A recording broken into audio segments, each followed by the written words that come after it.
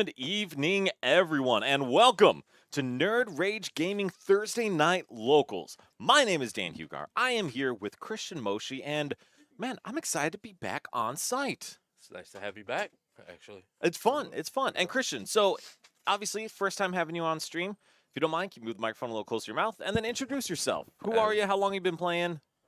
Absolutely. Again, my name is Christian. I've been playing since I want to say when Lost Origins came out. Okay. Um, Obviously I have my son who's been on stream many times, and I'm just here because he's still teaching me how to play the game, basically. Fantastic. So, Well, I'm sure you got something good to teach everyone watching as well. But we are starting off today with kind of like the new hit deck in Arch Lualladon, and then the crazy wild Ogrepon box that Tord piloted to the Champions League just with a pre-rotation version. And so, Christian, do you know anything about this Ogrepon box? I saw a little bit of it. It looks kind of interesting. We'll see what Rafal could do with it, especially being a little bit different than what Tord had, but it should definitely be an interesting deck. I like it. I mean, I already like the Ogrepon, so Yeah, it's a really interesting draw engine. You get some variety in attackers and attacks you can use, and you get to use the knockdown engine, which is just very, very good, since we all know how good Starbirth is. So being right, able to go in and kind of Starbirth as often as you want during your turn, that's pretty good. right, multiple times Yeah, without having use your V star with it. right. You can still That's V-Star on top of it. right. That's awesome. That, All right. that So is a good then, play. Rafal, we do see get down two of the Hoot Hoots. We've got an Ogrepon in hand, got a Grass Energy. I mean, is there anything else he's looking for to set up this turn? I think at this point, I mean, he's pretty solid. Getting ready for his next turn. Looks like he's pretty well to go so far. I would say so. We had a Judge, Research, Ultra Ball, Right. then Noctowl in hand.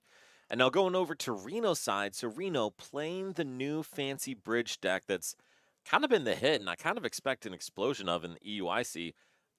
Christian, tell us what this deck is. What does it try to do? Well, I mean, honestly, I love it. I didn't like the original Duraludon with the VMAX because I played a lot of Lugia, but this here, I mean, it just looks so fun where you're accelerating energies already with the big bridge. Yeah, That's easy to do, and just keep loading up, playing the scoop up cyclone, pick them up, do it all over again. And exactly. You get to loop that acceleration, just keep throwing energy on the board. And I understand the misgivings about this one originally because it's kind of similar to Duraludon VMAX. You do right, reasonably high base damage, huge amount of HP, hard to knock out, kind of yeah, fits the mold. and the Relicanth. So the Uh, Relicanth uh, is interesting. And can you tell us why that's even in the deck? you get to copy the basic version of it, which the Duraludon itself, for however much damage counters on it, it does, I believe, 30? 80 plus 10 for each Oh, damage counter 10, on it. yes. But yes, So that you, instead of doing just the 220, I mean, with it having 330 HP, could do a lot of damage. 100%. And it's really in there for matchups into like Dragapult, Charizard, Right. stuff like that. I don't know how helpful it's going to be in this Ogrepon box, but we will hopefully find out. And then Right. from Rafal's end, getting his turn going, using that knockdown, getting it looks like an Earthen Vessel and an Area Zero. Christian, Right. what's his goal this turn? So far it looks like, I mean, using the Area Zero, load up, get all his Ogrepons ready to attack. I'm not sure exactly which one he's attacking with. I think that's the Wellspring he has in front, which not having to, not letting Reno retreat, but I don't think he's gonna need to. No, not the I most think, helpful. I think right? the interesting, as you see that lightning energy come out, for those watching at Oh, home, there is no that's lightning Ogrepon. Instead, that is meant for Pikachu EX. And so, Christian, oh. for those who don't know, can you tell people what does that Pikachu EX do?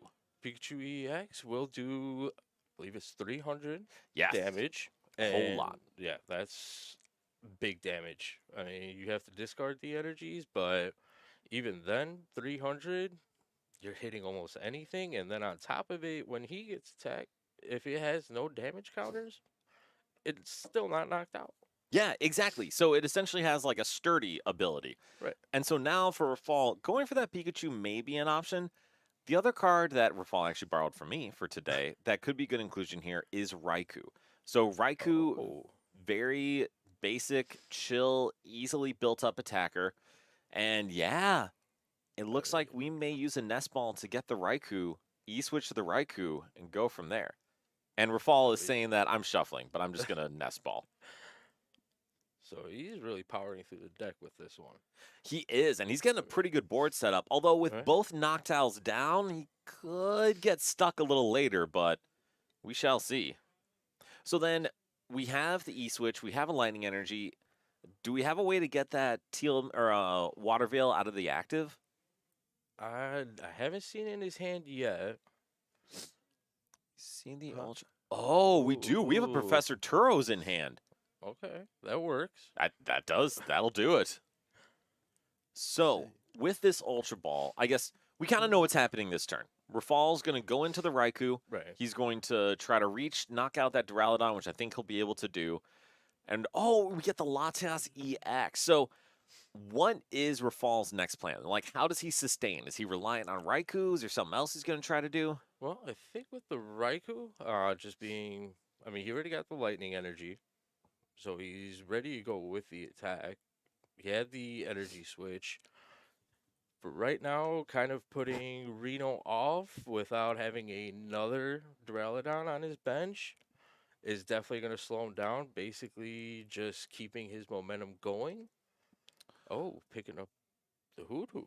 And that's Okay. a big deal for Rafal because it means he has access to Noctowl again next turn, which will enable him to respond to basically anything Reno tries to do. And the Oh, Duraludon the- goes down, Rafal gets a prize, Reno loses his only basic. Oh, but we do see now a Nest Ball. All right, and so yeah. Christian, now here's a question of the hour. Do you just go get another Duraludon? Or do you get something like Pheasantipity, Rotom? What do you think? Probably the Pheasantipity. Getting through your deck a little bit is probably going to help. Maybe draw into a couple. We saw what happened when he had the one. Didn't work out so well. Hopefully finds a way to get a couple out there. And that I makes mean, sense. Give himself a little stability, especially right, knowing that Rafal's going to be able to search for whatever he needs. right. So the tricky part is, if he does go with Pheasantipity, Pheasantipity gives up 2 prizes. So there is a chance that Rafal could take advantage and gust up that Pheasantipity and knock it out with Raikou. And I That mean, if you're Reno, how worried are you about that? quite a bit. I Okay, mean, fair enough. I mean, we already know it's hard with one Duraludon, with no Duraludon, and then leaving a two prizer out there, it's gonna set him back quite a bit. Yes, this is true. And I think I would definitely recommend against this, except for Reno does have a Night Stretcher in hand. So we'll be able to at Okay. least get the Duraludon back. I think you would just like a little more than that. Right. All right, so we're going to see the Pheasantipity. Those were unhelpful That cards. didn't look so good. No, so we get the Uh, one Duraludon. Oh, and I don't think we have much else. he has the turtle to pick up the Fez, so he doesn't take two prizes, but I think the only thing I would like to see is for him to drop that jamming tower because it's just, what else does he do here? All right, we do see the jamming tower come down. Rafal will have to get rid of one of those guys. Okay, right. we see it is the Noctowl. Still has the Hoodoo in hand, so he could always search another area 0. Exactly. Brian, Uh, good to hear it. Do you want to share what you locked in? Actually, don't share what you locked in, though I think we know what you locked in. How do you feel about the tournament? It's not. What? Okay. All right. All right. How are you feeling about that, Brian? Are you gonna be flying high tomorrow? Oh, and as we are talking positively, Rafal top decks the boss's orders Oh, to just obliterate Reno's little skyscraper. Ugh. Okay, so here, Christian, is a question. Why would you Noctowl here? Like, what does he want to get? at this point, I think he's gonna probably still go after the area 0, Okay. possibly. Open up his bench a little bit more. If he I mean, he got the boss already. I mean, that has to be. It's gonna be kind of devastating when Reno finds that one out. Yes, yes, I it mean, is. Which, to be fair, Reno probably assumed he had it just because you right? have the Noctowl available, but it hurts a little bit It more. does. It stings. All right, so we do see the Area Zero, Yeah. and then debating Nest Ball and Ice Searcher. Uh, So, Brian, feeling good about Guardy. If you don't mind, like, what made you pick that? Which I do think it's one of the best plays, but I'm curious why you're going with it. And then getting back to the game, where Fall is putting down that Area Zero, playing right. that Nest Ball, getting likely a Hoot Who? Hoot. Yeah. And so, Yeah, Christian, I that's mean, fair. for Rafal, what's the rest of the game look like? Who are the attackers he's going to use? How is he trying to set up his engine here? I mean, so far it looks like Raiko is putting in the work. Yes. But going forward, I mean, oh, another Hoodoo. Is And the that threat? Pikachu Oh. EX. Yeah, I mean, he's setting up quite nicely. Ooh, that Hmm. Duraludon going down. Yeah. That is not great for Right. Reno. All right. So here's my next question. Would it have been better for Rafal to knock out the Fez or the Duraludon? I probably would have said the Fez and not give Reno the opportunity to go through his deck anymore, knowing that there is still three more Duraludons in there.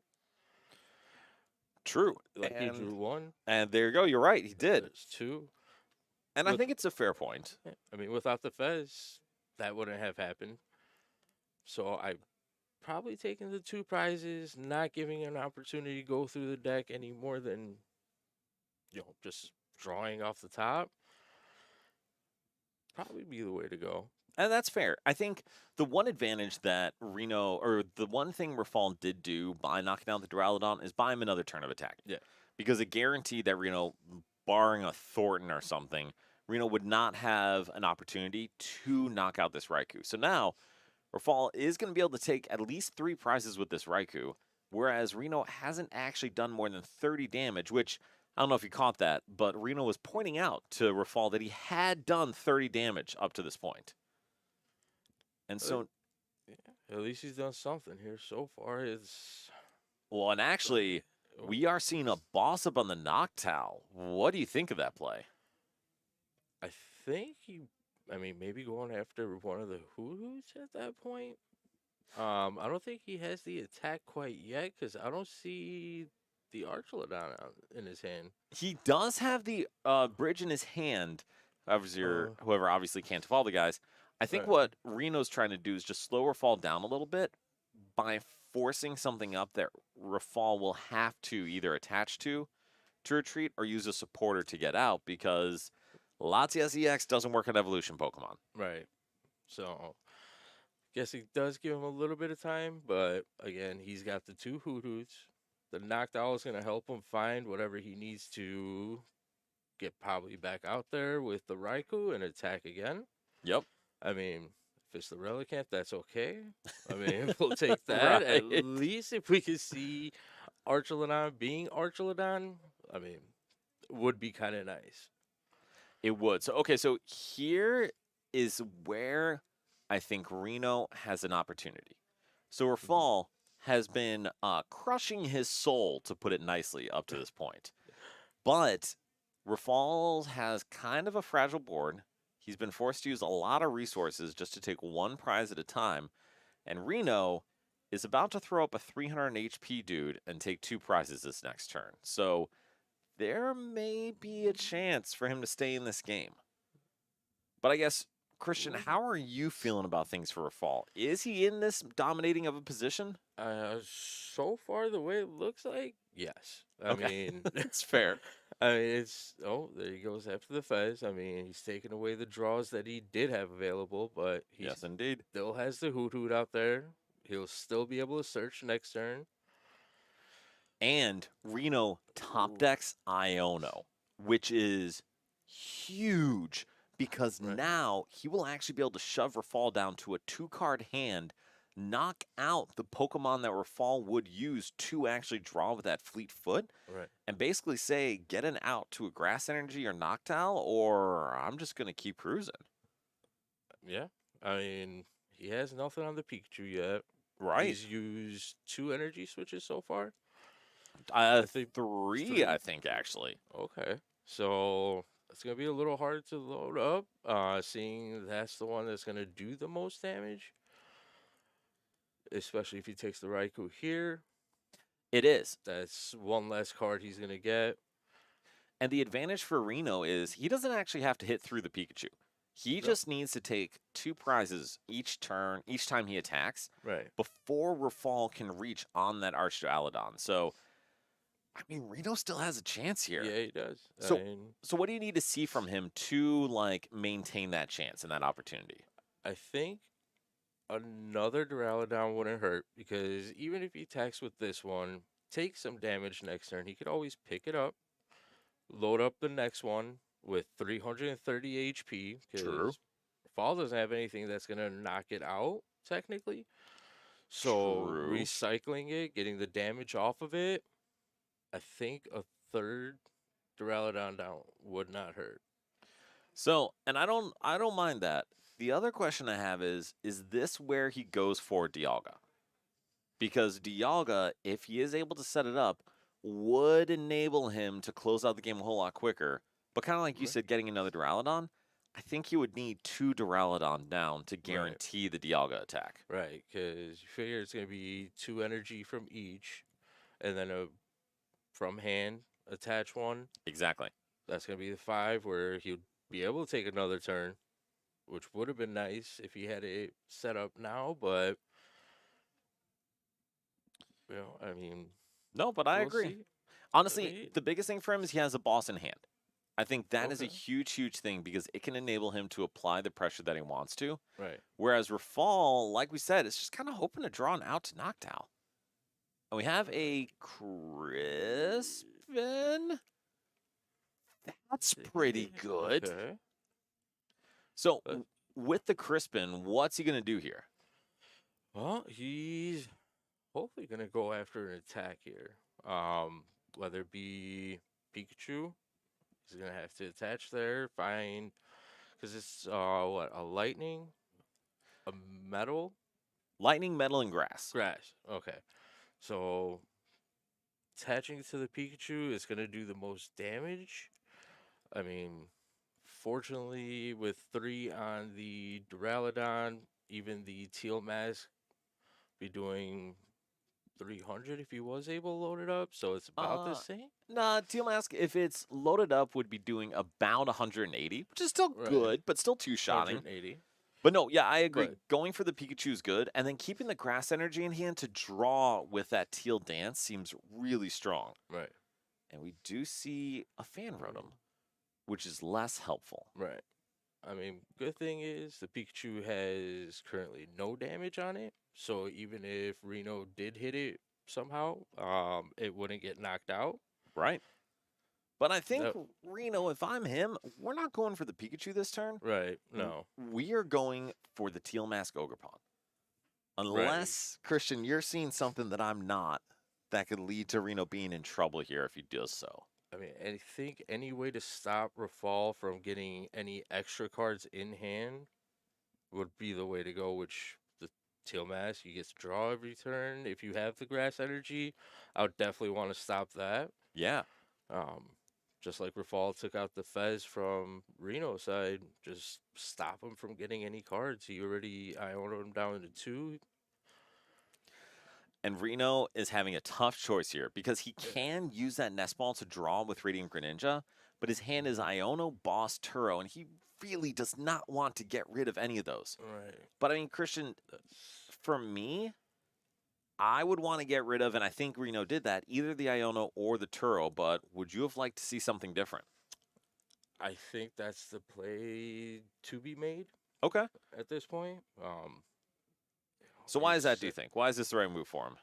well, the boss, instead of taking the fan rotom, which is only 1 prize, he could actually target down either the Teal Mask. He's already done damage to the Wellspring, so taking a 2 prizer because he is kind of still behind.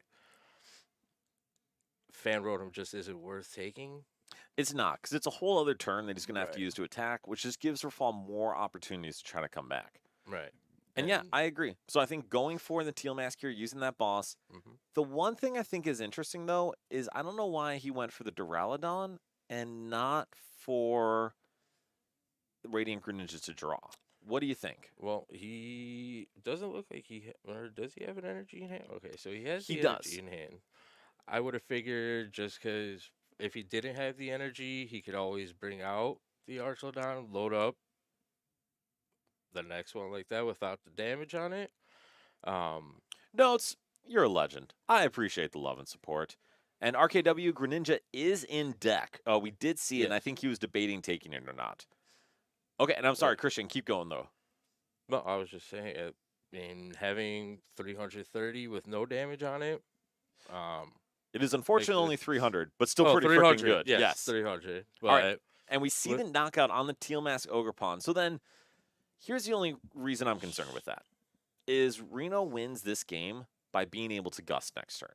right, And he does not currently have Gust in hand that I saw. Bryce, did he have Gust and I just missed it? Okay, I cool. didn't see it either.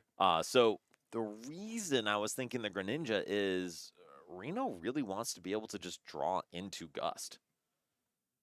So Yeah. giving himself He's more opportunities. But wait, never mind. Sorry, Christian, say your thought and then I'll have something to add there. oh, I was gonna see. I mean, how I don't even know how many bosses he plays. So, Um, so Duraludon, I think, plays 3 or 4 boss. And an inclusion that Reno has, and not all decks are playing, though I think most are, is Luminion V. okay, So that could be huge. there is an Ultra Ball in Reno's hand, I believe. I So saw that. if the fish is in the deck, we're golden. That's a He big would if. be yeah.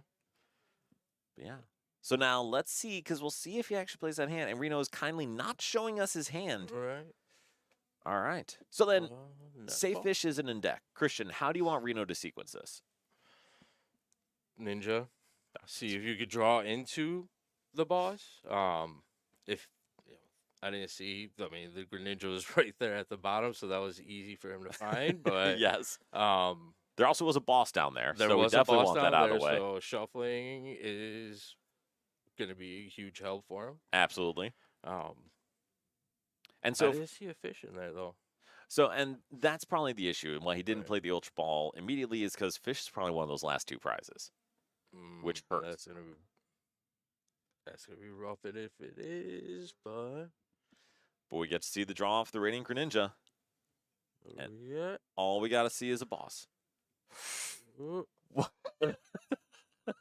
Well, as you see Reno reacting, Oh, Ninja was for 2 Pokegears. So we have 2 oh, opportunities to find oh, ourselves a boss's orders. Christian, do you is- know the stats on the odds there? I do not. I'll be honest with you. Wait, the fish is in the deck. Right. Why wouldn't I don't. he just? Do we not have a boss in the deck?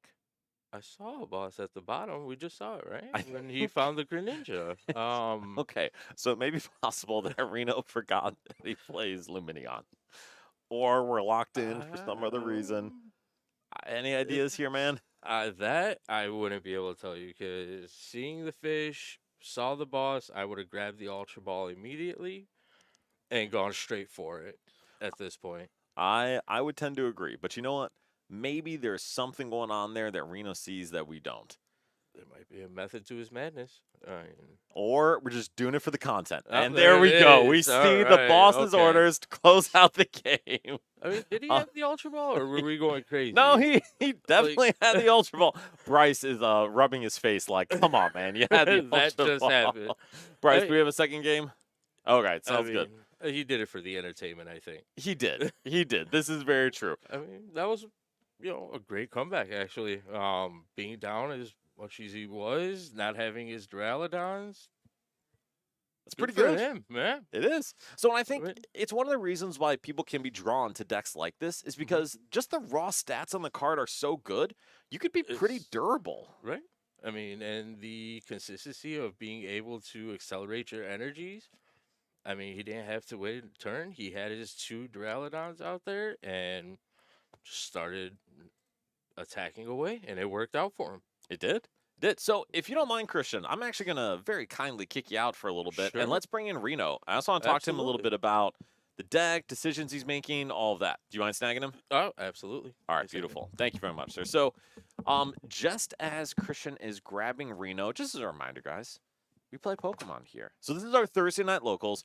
And we got a couple big events coming up. One of which is next Thursday, which is our league challenge, and it's Pokemon Day. So we're gonna have really cool stuff to give out. Pokemon's giving us free stuff, and thanks to Moe Days, FCBC, one of the best sleeve manufacturing companies, is actually giving out a bunch of sleeves for us to use. So first 30 people that attend the league challenge will all get a free pack of sleeves. And they just want some feedback, see how people like them, and go from there. To be clear, Nerd Raiders is not sponsored or connected to them in any way. They just want to give out some sleeves. But Reno, now that we've got you in here, congratulations on the win. Thank you. I was not expecting to win that game. I don't think anyone was expecting to win that game, but you did. Yes. How? How did you pull it off? So the strategy is to get 2 Duraludons down. Okay. And then once you can do that, you can kind of actually start doing something. So That is It a took- great idea. it took about 3 turns, but we finally got something set up. And then did you see the right at the end when with the double Pokegear? Yes. And then the top 2 cards on the second Pokegear were both bosses. Wait, they were both? Yeah, Okay. and I asked Rafal, where would you have cut? And he Uh-huh. said he would have taken 1 card off the top, and then I turned the next card over, and it was also a boss. So I hope everyone watching saw that because I did not catch that. That's awesome. All right, so getting down multiple Duraludon, key first step. Yes. very important. So what else are you trying to do in that matchup? Like, what were you trying to do? What kind of board did you want? Should your deck have cooperated? Yeah, so I didn't want to put down the Pheasantipity because I didn't want to put another 2-prizer liability up, but I knew I didn't have enough energy to keep drawing with the Greninja, so I Yeah. did not want to do that. So it was mostly just trying to stop prizes from being taken I didn't want my opponent to take too many prizes too quickly Okay. before I could potentially just start using the Turos to pick up the damaged Duralud or the Archaludons or the Scoop Up Cyclone to start just reducing the amount of damage on my side of the.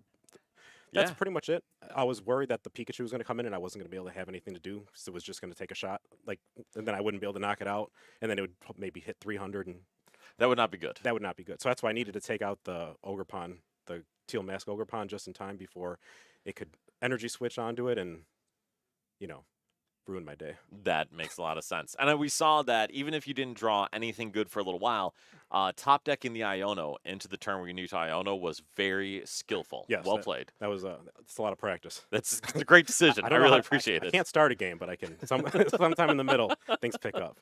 Listen, I feel you. So, okay, my other question for you, and I don't know if you saw this, just curious, why didn't you Ultra Ball for Luminion for the boss? Because I forgot it was in there. Okay, that's. Was Thank you, everyone, for watching. Appreciate it. I just put it together, and I said, of course, I'm going on stream first when I literally just finished putting the thing together and That's haven't fair. played a game with it. So So the other, I guess I have 2 follow-up questions. One, you did specifically tell me right when we were sitting down that you include Luminion in there. yes, but because I was used to the old way of played. Okay, fair enough, fair That's- enough. See, that's why you should not put me on. And see, no, and I say this not to rag you, but my other question is, in the first Pokegear, Uh-huh. you saw the Luminion. Yes. Did you? So I didn't put that together. No, That's fine. we needed the content. That was my suggestion that you did it for the content, and was I a- appreciate that. Yeah, it was the content. No, Okay. no, I really did forget that it was. That's actually, totally fine. I was looking for the boss, and I was looking for the shiny card. Yes. Not the old, card that's about to leave. Rotate. Yeah. Yeah, not the fish. Yeah. That's What is this blue card? This Yeah. seems very irrelevant. you gotta gamble. I get it. I get it. All right. So then going into EUIC, I think Archaludon is actually going to be a pretty popular deck going into the weekend. Any advice you have for people who are trying to get some last minute prep, or how do you think it'll do at the tournament? I'm biased because I really liked the old Duraludon VMAX. Christian So was talking about that, the big old Yeah. VMAX. that's so. As far as any strat like numbers and stuff, I know you were talking to me before that the Relicanth really helps with the math for Yes. Dragapult. I think that's probably the most important thing. It's just to be able to hit probably one of the best decks out there as a one shot. Yeah. Relicanth hitting, the 80 plus the 200 plus the black belt supporter that does an extra 40. I think that's pretty much the only thing I would say that seems to make the deck just better than it would seem. Like it can hit much higher numbers than what you would think with the 220s constantly. And that actually makes a ton of sense because that seems like one of the primary weaknesses for the deck is that you have kind of a hard cap on the amount of damage you can do. So basic EX and stuff like that, you're great. But once you get to stage 1, stage 2s, that's where you could get in big trouble. Yeah, and against the Blood Moon or Saluna. Yes. So the things that could, kind of just stay a little bit longer than you want them to stay on the field, you have an answer to at least. That makes complete sense. Well, dude, thank you very much for chatting with us. Appreciate it. Good luck in your next couple of rounds. Thank you. Remember, you play Luminion. Play Luminion. It's a very good card. And Relicanth. And yes, exactly. All All right. Well, thank you, Reno. We'll let you get back to it. All right, thank you. For sure. And so, kind of jumping back to what we were talking about in our break here, we do have our League Challenge coming up. And Christian, we haven't had you on stream before to talk, but you've been coming here for a while. What has your experience been with like the League Challenges or tournaments here? Oh, it's amazing. I mean, it is just ran so smoothly. I mean, you just comfortable. I mean, and the amount of people that show up, it's always fun. You think it's a cup. I mean, the cups are even bigger, but the challenges are great. I mean, atmosphere is always awesome. Plus, the stream. I mean, we have the voice of an angel with you on here, so Appreciate it. I man. mean, it's always nice. I mean, it's Thank you, right? Christian. No, I yeah. appreciate that. Let me real quick here. Hey, Bryce, let's do Adam, and then let's do what was it, Fritz? Ryan. All right, so that's fine. That's fine. All right, so apologies for that. We're trying to get the next game set up. Bryce is being awesome was out, but no, I appreciate that. And the voice of an angel, you're very kind, Christian. But legit, I think for what small amount of influence I have here, I feel like that's exactly what we've tried to build. Is we want it to be a place where people have fun. It's relaxed. It's a warm environment. We don't feel like we're a bunch of sweaty tryhards, and at the same time, like it's highly competitive. Oh yeah. I mean, I remember first walking in the doors. You were the first one to greet myself, Junior, and we've been comfortable ever since. It's Good. always been fun, always a good time. The competitiveness is through the roof. Dude, it's wild. I mean, even at our cups, we've seen people from across the country come in just to play here. I mean, it's always a good time. No, and I Always. appreciate it. It is. And so for those who are coming out, we'd love to have you. Like I said, we'll have the challenge. And I also said it's the first 30 people get the packs. I had a couple people ask if we could save packs for them. And I'm like, well, I don't actually know if we're going to have enough to go around because I'm hoping we get a few more. So we'll be here on stream. I think I'll be here on site on stream as well again. My wonderful, wonderful wife is taking care of our baby right now. She's amazing. Everyone thank Kate. She's awesome. Thank you, And Kate. yeah. So hopefully it's a good time next Thursday. So Oh, Christian, of course. you're playing next Thursday? Yes, I am. What's the play? I mean, I have to go with Lugia. know me. I Okay. mean, Well, that's Just earlier was a hiccup. We played a couple games. It was a okay, hiccup. and it happens. It's Lugia. I mean, it's a dice roll most of the time, but right now it's with the Reggie Gigas. I mean, you're playing single prizers is just so fun. Like, so tell us what that Regigigas does, because I think that is actually the biggest shift for Lugia right now. yeah. So for 4 energy, it will do 100 damage, but if you're attacking into a Terra Pokemon, it does an extra 230. God, it's so gross. It's And- just so gross. I mean, that is so awesome. I mean, you trust me with the mice is great to give up only single prizes because Lugia forever and ever was always 2 prize Pokemons that Yep. you had to play. But cutting out those 2 prizes for single prizers, it's I mean, it's nice. game-changing. It's also a basic. And normally you would say Right. 4 colorless energy is kind of prohibitive to get on the guy, but you're playing Lugia. You Right. can do that in one turn easy. yeah, that's I mean 2 primal turbos and you're good to go. Yeah, it's just great. Just great. And everything right now is, I mean, you have Dragapult, Terra, Yep. Charizard, Terra. Yep. I mean, and 330 exactly. It's a good number. I mean, Well, you can't beat that. and even true, but even something simpler. The Teal Mask Ogrepon has 210, which isn't a huge deal. Right. But there are other basic EXs that are Terra type that have like 230 HP. right. and Lugia V-Star only hits 220. So it can help you fix some very awkward math on other Pokemon. And at that point, all you need is 2 double turbos. There you go. Exactly, I because you got mean, plenty of that's margin with right. it. And then you have a whole nother primal turbo you could use on any other Pokemon you have on your bench. Yeah. I So, mean, and I'm going to jump in and say, to remind you and everyone who's watching, I hate Lugia. we know. Hate the deck. But, Christian, I want to give you an opportunity here. Sell me on it. Why is it a good play for EUIC? You get to fly high. No. All right, well, maybe let's take a pause there and talk about this match, and we'll come back to that. Right, I'll let yeah. you think of your argument. So, on here, on screen, we actually have one of the decks you were just talking about, Dragapult EX, and Reno mentioned it too, versus Raging Bolt. And so, I don't think we've seen a lot of Raging Bolt recently. And I don't know why. Honestly, it's pretty consistent, actually. I think. I mean, Yeah. when I play it, it runs pretty smoothly.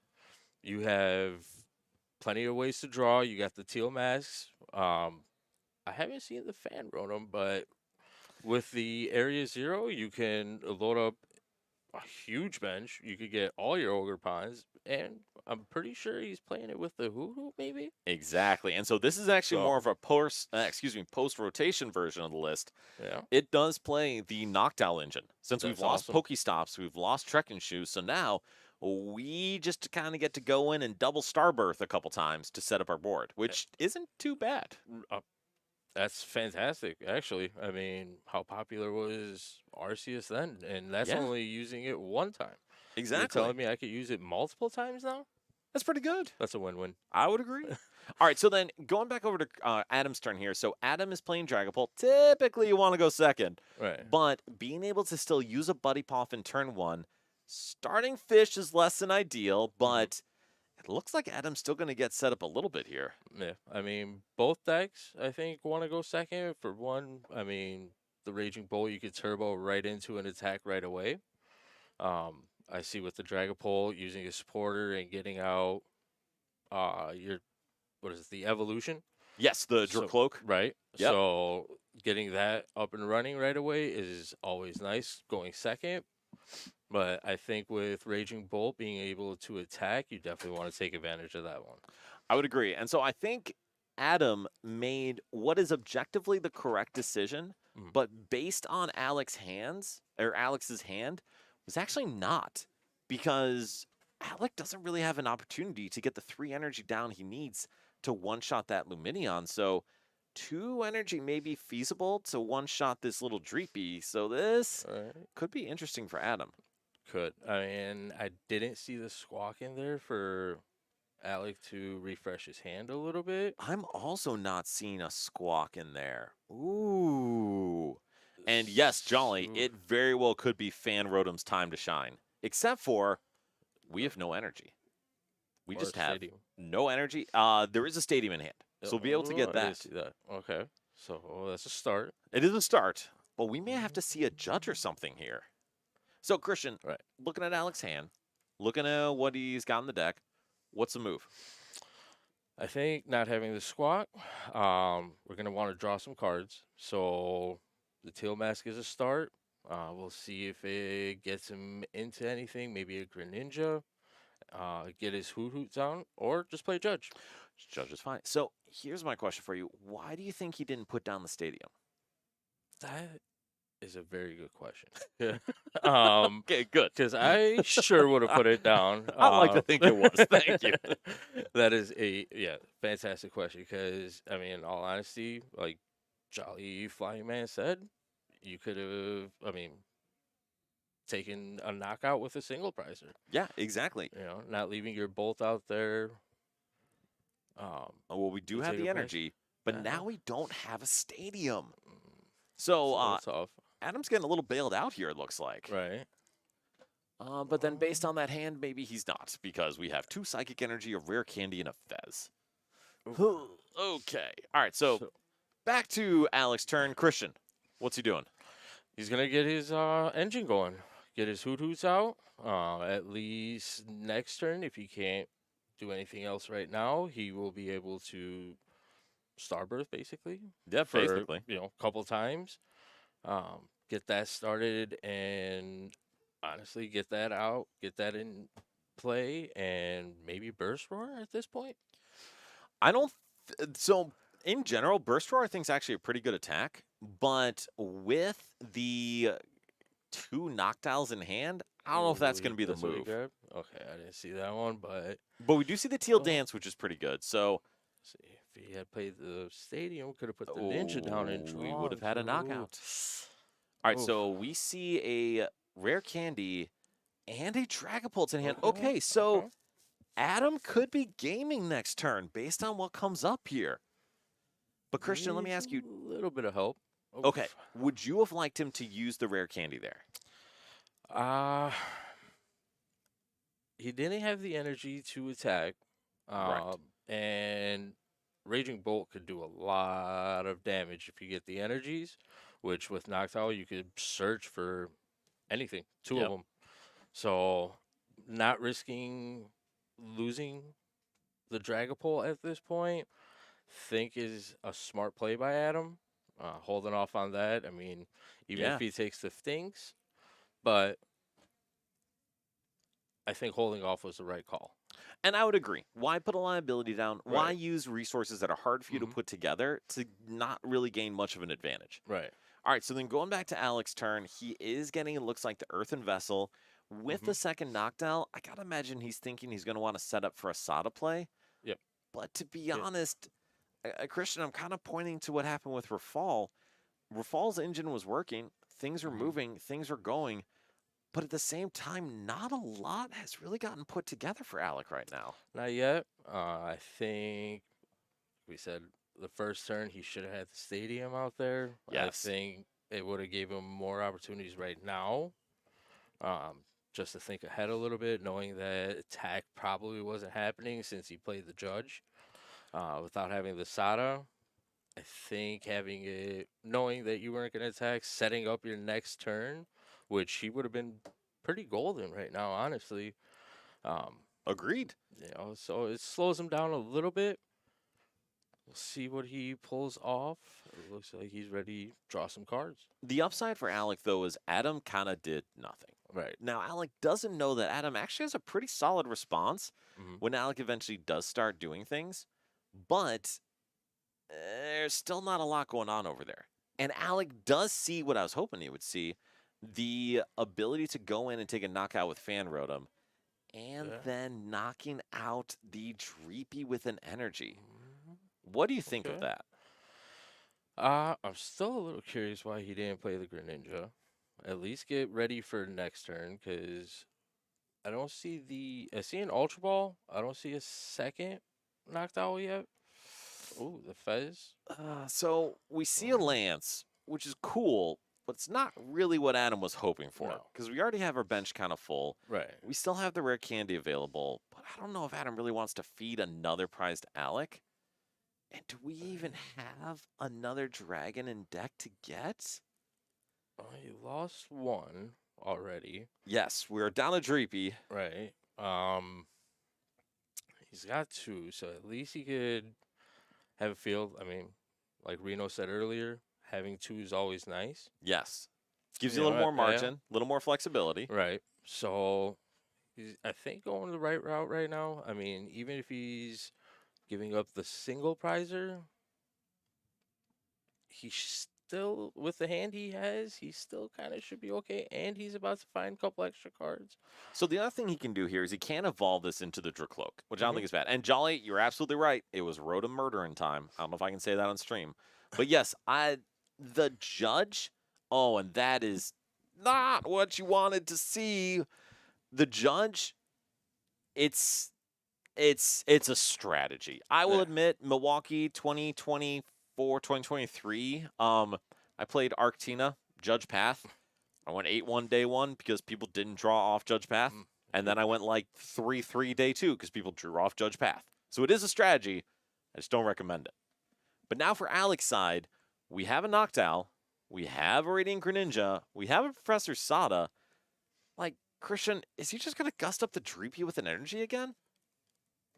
I personally, I mean, you have the fan rotom, it's always nice taking a single prizer with a single prizer. You're not risking your two prizers. But with the size of Adam's hand, I don't know if I want to give him any more cards. True, because Fez would be active still. Right. And the less cards in his hands, I think is going to be better for him. I would also tend to agree with that. But I guess to me, the other question, though, is what's better? Like, what is a better plan for Alec this turn? Uh, moving his board state along a little bit. He's had the Hoot Hoot sitting there. Haven't taken advantage of the second one yet. Looks like he's going after it. Can knock out the Fez. Yeah. So that's let's pretty see. good. That is good. He does have an Ultra Ball, so if he did want to get ready for next turn, he has that opportunity with the Knockdown. Yes. And choosing to clear the energy off of the Raging Bolt. Yeah, I probably would have held off on that one. I would tend to agree. Why do you think he took that route? Not sure why I mean, he might have the fear of getting knocked out, but Adam doesn't have something that could do 240 right now. That is very true.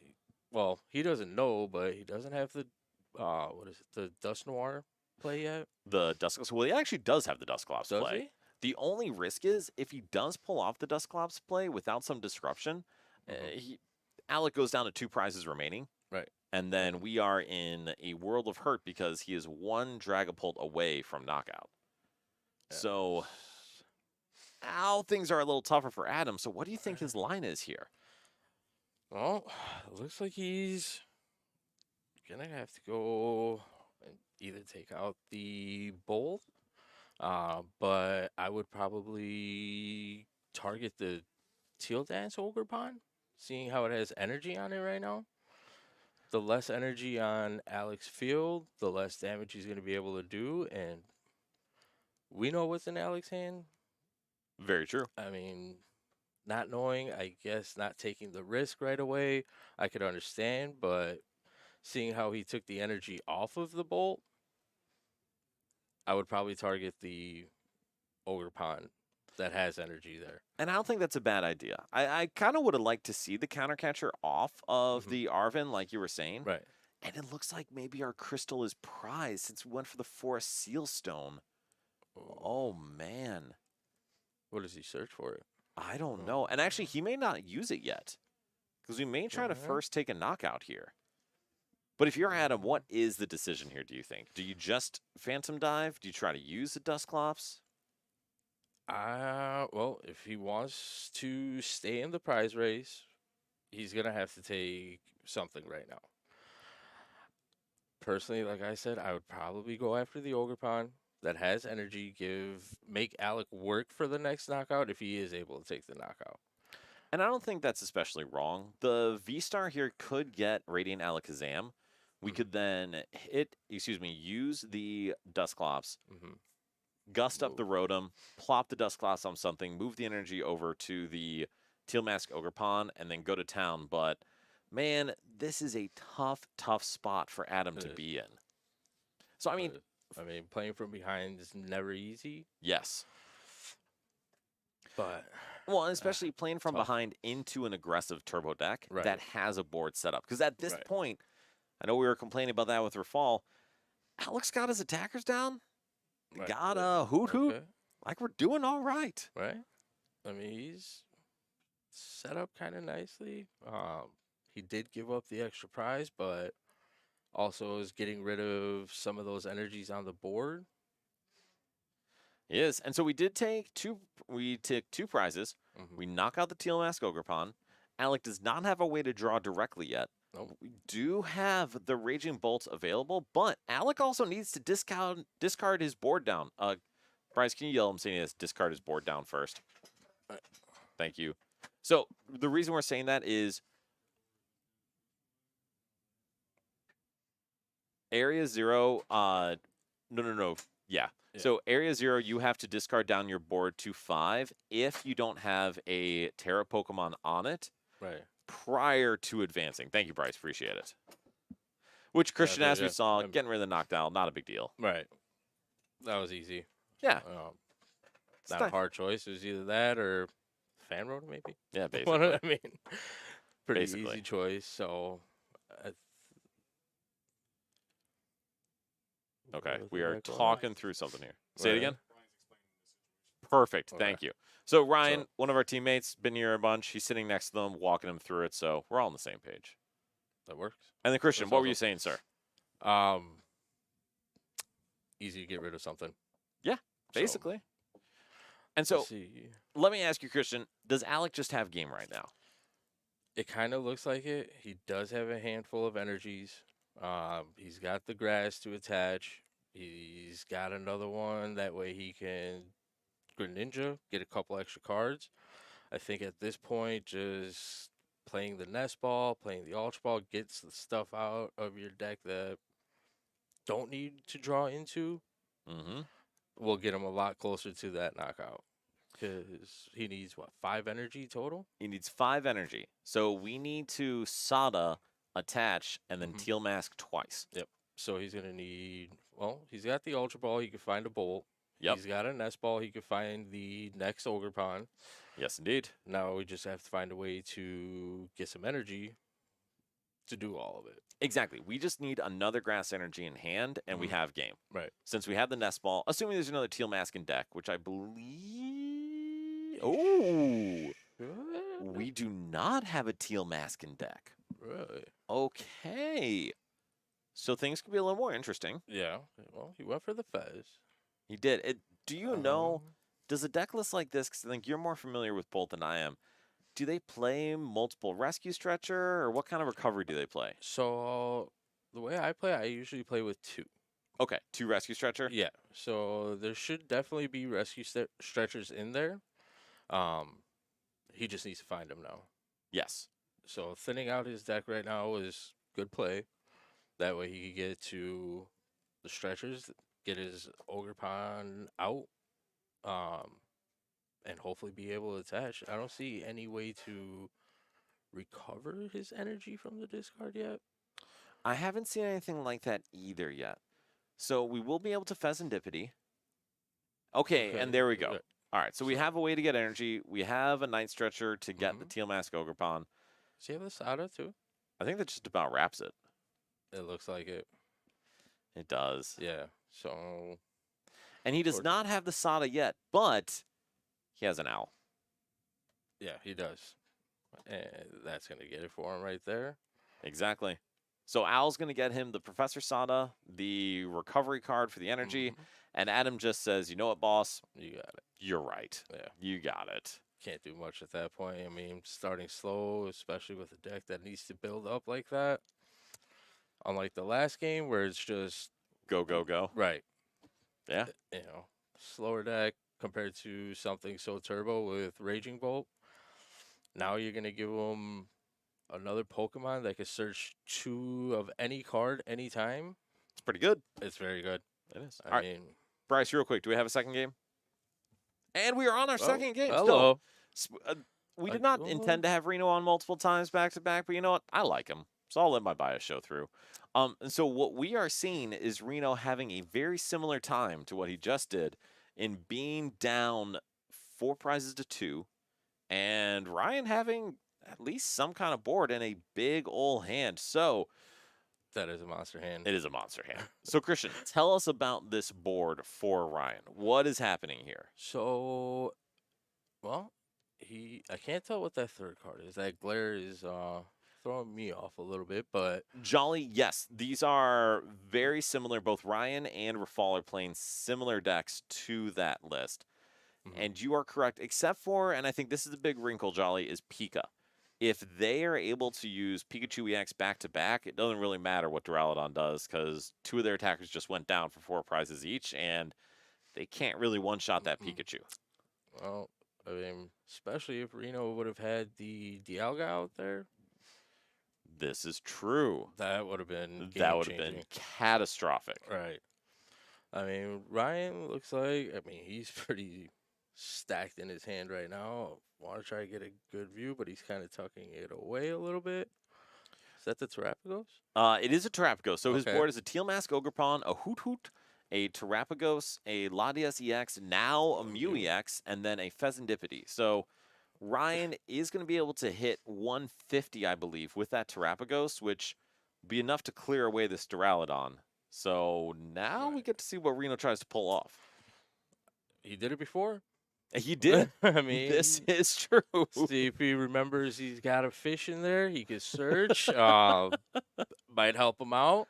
Because, I mean, even if he goes into the Archelon, the only thing that could take it right away would be the Pikachu, but I don't see the Pikachu.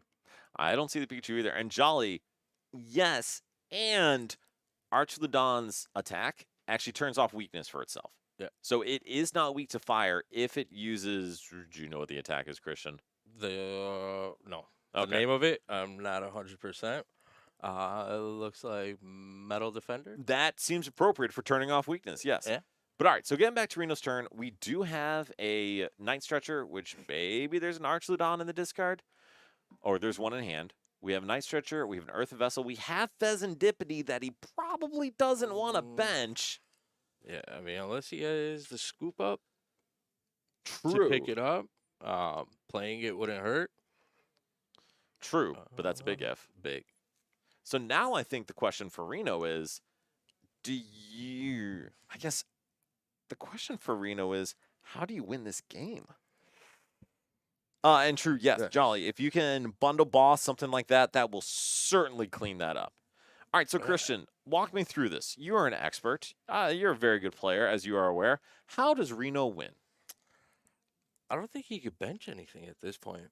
I would think tend to he- agree. Yeah, I think he has to hopefully survive with this Archelon, because once he loads this up, there's nothing right now on Ryan's bench that can knock it out.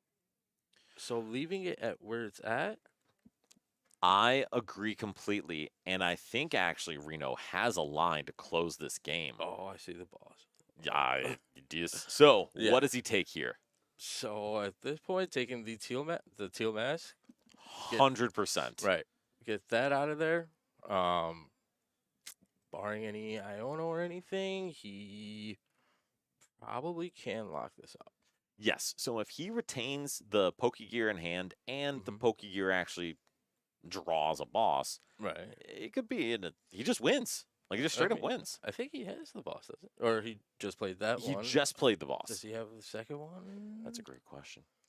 There's a lot of cards in his discard, Only time will tell. right? And it looks like I think You he's should be- checking how many bosses he's used. Fish is in the discard for anyone watching at home. Okay, so We no- have cleared no that. fish option. No, Fish is an option because he has a Night Stretcher in his hand. Does have a night stretcher. So it's a lot easier to Oh. remember you play it when it's in your discard. Let's hope the boss is in there. If he pulls it back to back, That would be insane. that would be no, for sure.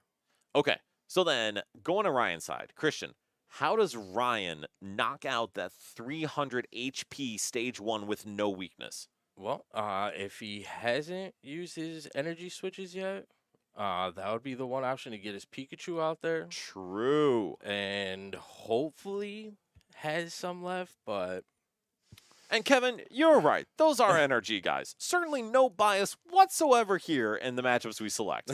But in reality, we just took like the first two tables. All right, so That's- agreed. Energy switches, but the downside is he's only got water energy on the board. oh, well, that's true. That's a little rough. And Reno getting rid of that teal mask was huge. Yes. I mean, even if he attacks with the bear, that's Well, well. funny yeah. enough, attacking with the bear, and I guess attacking with turtles the same way, this actually gives Reno another out to win the game. And before I Right. say what it is, Christian, can you tell me what that out is? The Pokegear? Well, Oh, okay, yeah, he could fair play enough. it. I mean, Yes, that is. I mean, at that point, I true. mean, he's got the Fest to draw. He's got the Pokegear. With the bear, Fez unfortunately won't be able to do much because Ryan taking knockout, game's over. right? But the Pokegear, currently we're looking for boss isn't out, but it Right. could also get Black Belt. Oh, yes, it can. Ex- He plays it, because okay. doing the 220 with just an thought- extra couple damage on top, Right. that'll clear the Trapagos, that'll clear the bear, that'll clear a lot. I mean, I have seen versions playing like the max belt. I mean, I like to scoop up a lot more, but not sure which one Reno's playing. I haven't seen his deck. He did He indeed did. bench Iono, and he's about to play Fan Rotom to shuffle his hand to the bottom of his deck and draw one card. All right, so we see Fan Rotom come down. Who doesn't bench Iono? True. All right, so Reno is going to see 3 cards. And so, Well. Christian, what are... Well, Oh okay. my God! All Really? right. Well, That just happened? and Reno keeping a cool... He's Not... like nothing happened. Look at that poker face. Oh, my goodness. My goodness. Really? And let's just see the top deck, Reno. Let's just see the top deck just because. Come All right. on. So, There's the fish. Yeah, we got it. Okay. Show us the top card. all right, Turo's not very helpful. No. And then, Let's okay, see so what actually, we no, got. we hit one of our 2 outs in the whole deck to get That that. That's Is wild crazy. off of just the Iono, and he does it again. Dude, Iono's a lie. I mean, it is. It's not helping at all. It is not. All right, so, Christian, I'm actually going to kick both of us out for a minute here. Would Sounds you good. mind doing me a favor? Can you Yes. grab Ryan and Rafal when Okay. they're done? Because I would love to have them come in and talk a little bit about this kind of Ogrepon deck Ogrepon box. and how they've Yeah. transitioned it to pre-rotation. You cool with that? Absolutely. Thank you, my guy. Yep. And so while Christian is doing that, he had mentioned that we get a big old turnout for our cups, and we actually have our cup. Bryce is nodding like he knows where I'm going here. So we have our cup coming up at the end of March, and we're actually doing a double cup weekend with another local store, Soli's Abode, which great store, some great guys on the team there too, and both of us are doing a $1,000 prizing. So for us, as always, it's $1,000 cash. So $1,000 guaranteed, no matter how many people are there. If 5 people show up, please more than that. However many show up, it's $1,000. We also will get you 4 entry packs of play packs coming on in.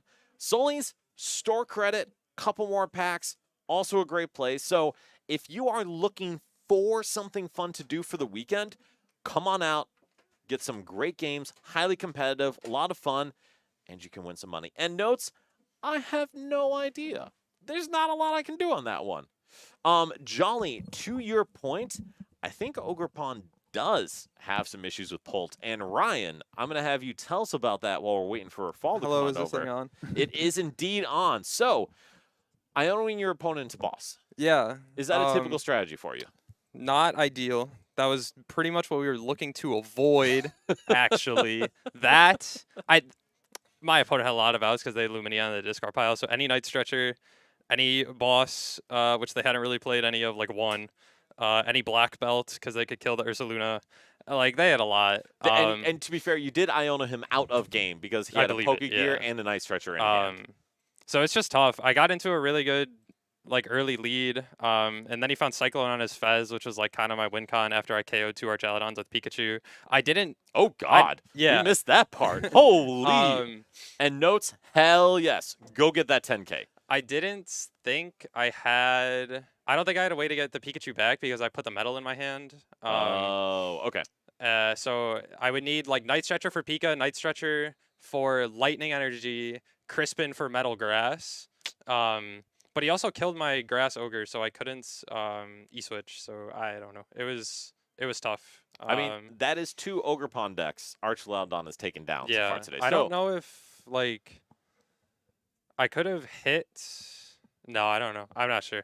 I think I did what I could, but it's just they boss. I If have they a get bunch of boss, two-prizers. they get boss. All right. So- So I'm actually going to hand the microphone from my end off to Rafal. So what I would like for both of you guys is you're both playing very similar deck here, right? Yeah. Okay, fair enough. So this is cool. And I know Tor's played it post-rotation. I would love for you guys to talk a little bit about it. And then chat, this is where I'd love you to be able to ask questions since it's a cool new deck. Just talk through, like, how you think it is pre-rotation, what's been fun, what are the strengths, weaknesses, all that. You guys cool with that? Yeah, let's do it. There you go, Rafal. So this deck is not a pre-rotation deck. I will start with the blanket statement. Yeah, this deck is not of- good. This deck is really It's really bad. not good. We're both I just want to 1-1 put at that out least. there first. The deck is not built to handle things like Miraidon or Lugia that exist in the Or current Manaphy. format. Or Manaphy, period. Well, yeah. I just beat a Miraidon. Okay, there you go, I there just you used Pikachu 3 times. Oh, that works. That'll So, do it. Um, The deck is really cool. It's super fun. That's just post rotation, the best engine people are figuring out is Noctowl. It's really good.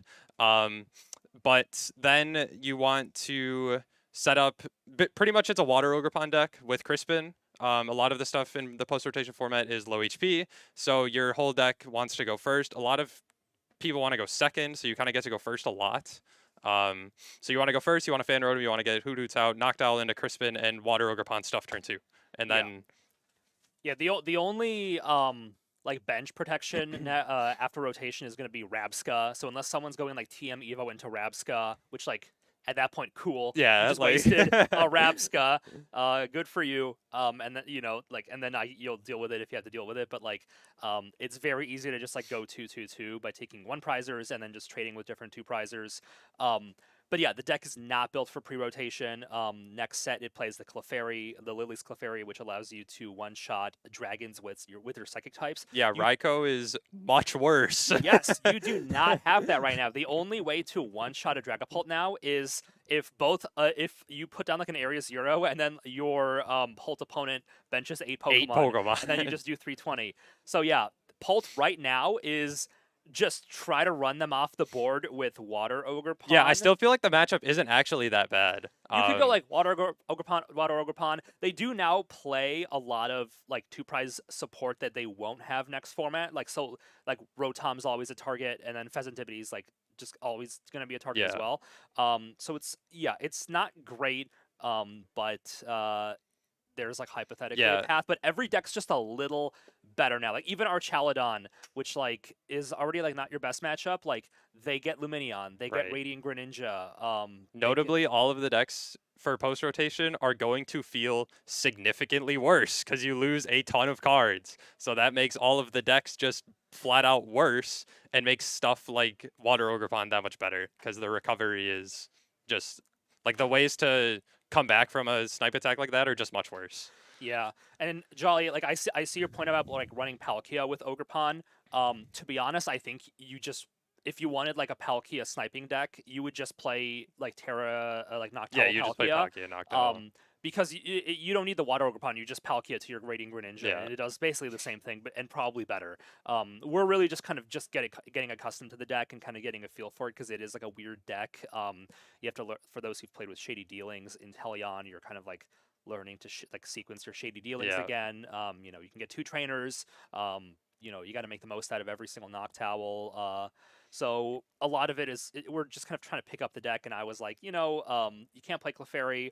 There's a lot of stuff weak to Lightning. And you play Lightning Energy, so I'm gonna pop in a Raikou. Yeah, I mean it's just another low energy, just like low maintenance attacker that can hit hard and is just low to the ground. You get fleet-footed, which is cool, I guess. But like we don't play any Forest Seal Stone for it. Yeah. Because like if you're gonna knock down for Forest Seal Stone, you could just most likely get the card you're gonna want anyway. Yeah. I intentionally like Raikou's the only like pre-rotation card because I just wanted to like get an idea of like its power level for next set as much as possible. Like stuff like Heavy Ball could be cool. Stuff like Rotom even could be cool because you're gonna go first a lot, so you could just draw a couple cards. But we're just trying to get the feel for the deck for post rotation. Yes. A-Spec is definitely the Terra Crystal. Helps Pikachu, helps enable your Water Ogrepon much easier.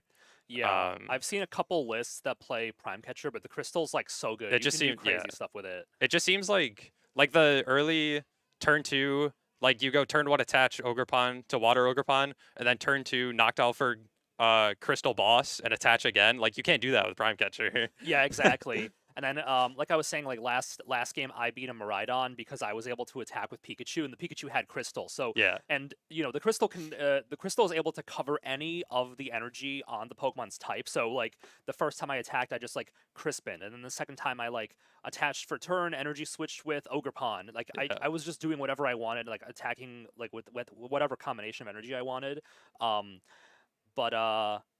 Yeah, I mean, the Crystal's just a very good card. I see your point in chat about the Budu. It does turn off energy switch, but the deck is not super like Ogrepon energy switch heavy. We currently have 2 Ogrepon and like 2 energy switch, so it's not super built around that. Fortunately, Crispin is not an item, nor is the Crystal. Yeah. So you could just knock down for Crystal Crispin and you're attacking. Yeah, like worst case scenario, like maybe your opponent like promotes a Pokemon that you don't really want to knock out.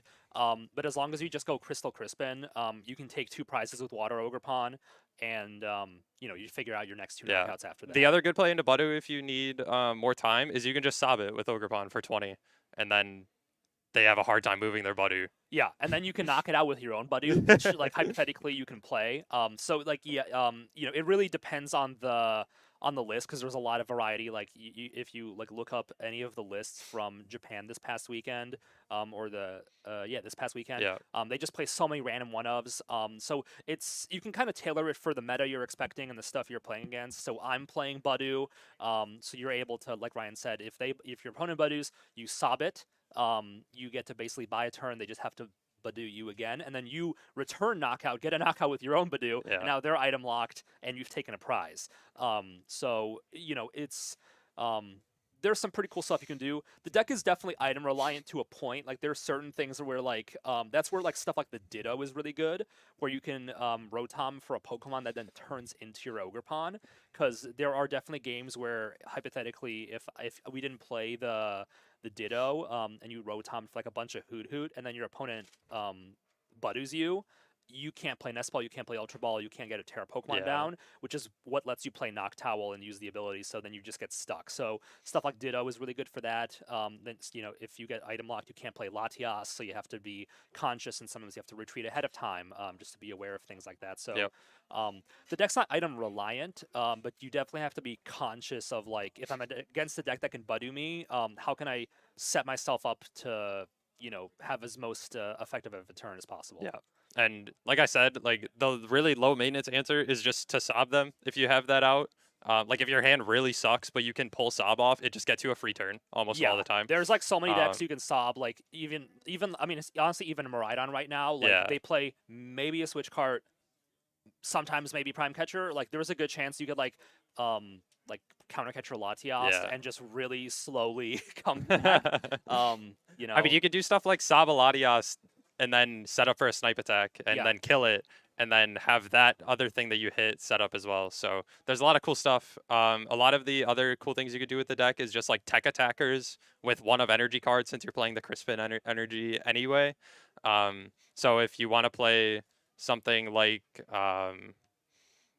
the fighting Ogrepon, you could just play a fighting energy pretty easily. And you obviously have the Terra Crystal as well, which would cover the fighting costs. So it's not like prizing the one of energies that's scary since you have the crystal for the situations. So yeah, the deck's very flexible and very fun. You sold everyone on the decks the move. In about like 2 months. Okay. Yeah. When I sat down in front of my opponent, I said, "I come from the future." Yes. I am a. All right, I will kick you guys back. All right. To wrap this up. We're Lovely, gonna get started lovely. here, but thank you for jumping in. Enjoy the rest of the cast. Thank you. And I know I was yelling that from the distance, but thank you both for joining in and for chatting a little bit. Much appreciated. All right, so I am back. Christian is back. Hello, Christian. We are back. Hello. And we have our next game coming up. So we have a very interesting matchup that may pop up a bunch at EUIC. Dragapult EX, we talked about that, Yeah. versus Lost Box, which, Christian, that is not one we see often. Not often at all, actually. That's fairly new, but honestly, with some of these newer cards, it could do a lot of things. I mean, True. Mirage Gate is probably still one of the strongest cards in the game. I mean, that card's just been so broken ever since it came out. It has been. And Mr. Nappy, I agree. I'm also hyped for post-rotation just because I'm excited for anything with the VMAX or V-Star to get out of here. And Jolly, that is a very interesting prediction of having a Kyurem. Because to be honest, Christian, I'm not curious about your thoughts. I think Dragapult probably still is a pretty good Lost Box matchup. I mean, the fact that it can put down the damage, yeah.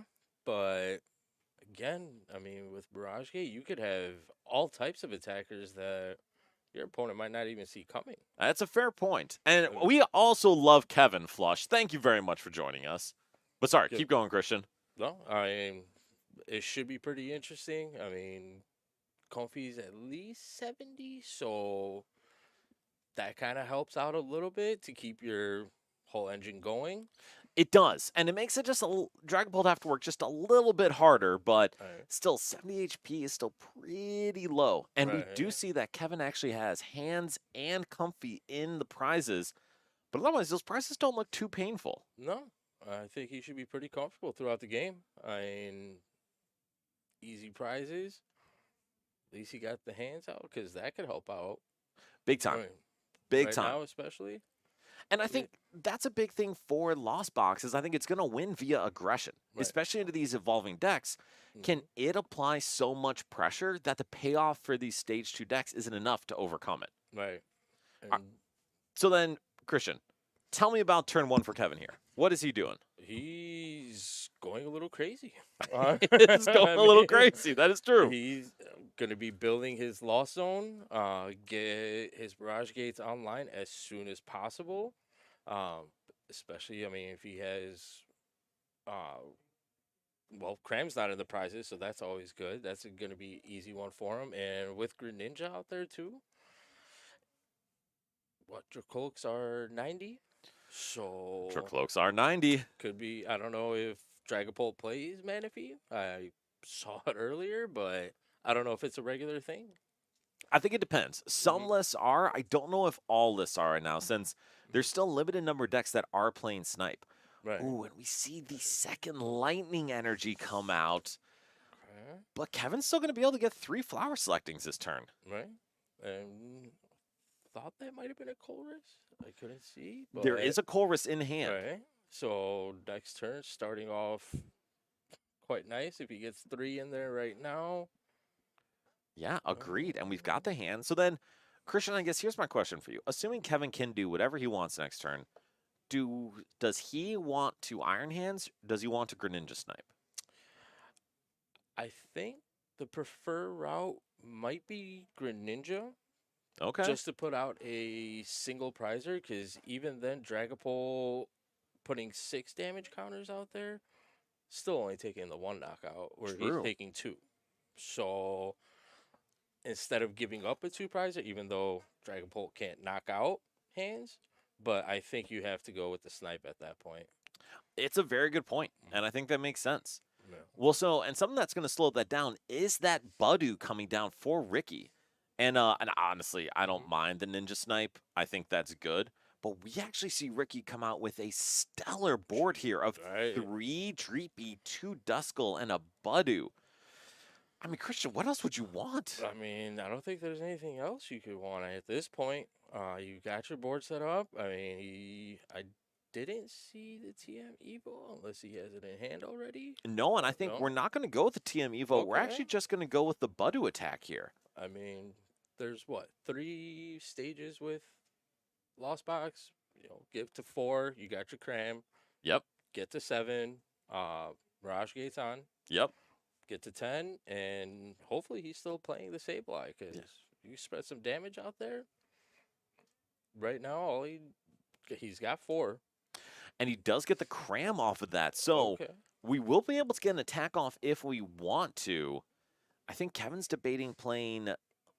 Do we have a boss in hand? We do. Okay. So let me ask you, do you think you boss up the Dreepy at this point? I think you do take the one with the energy at least, or play Colors. And that was going to be my other question. So we have the option of bossing up the Dreepy to slow things down, or playing Chorus to try to dig and get deeper into the Lost Zone.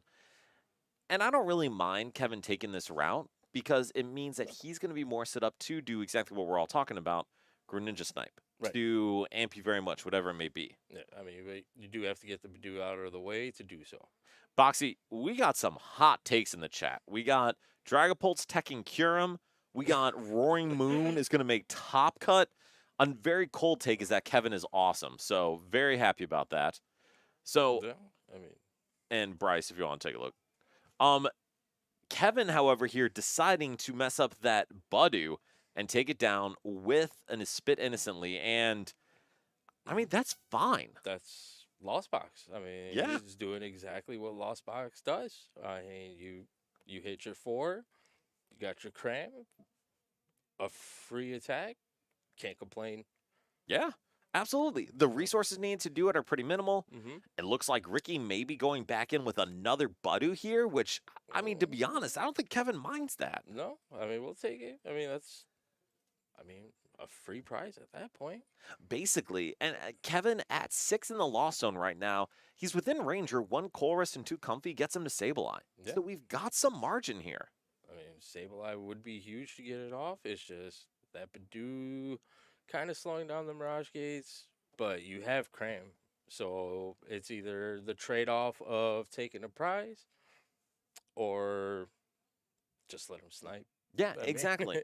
And I think that's going to be the question for Ricky. At what point do you stop preventing Kevin from being able to use Mirage Gate? And to be blunt, I think he's got at most one more Itchy Pollen before he's done.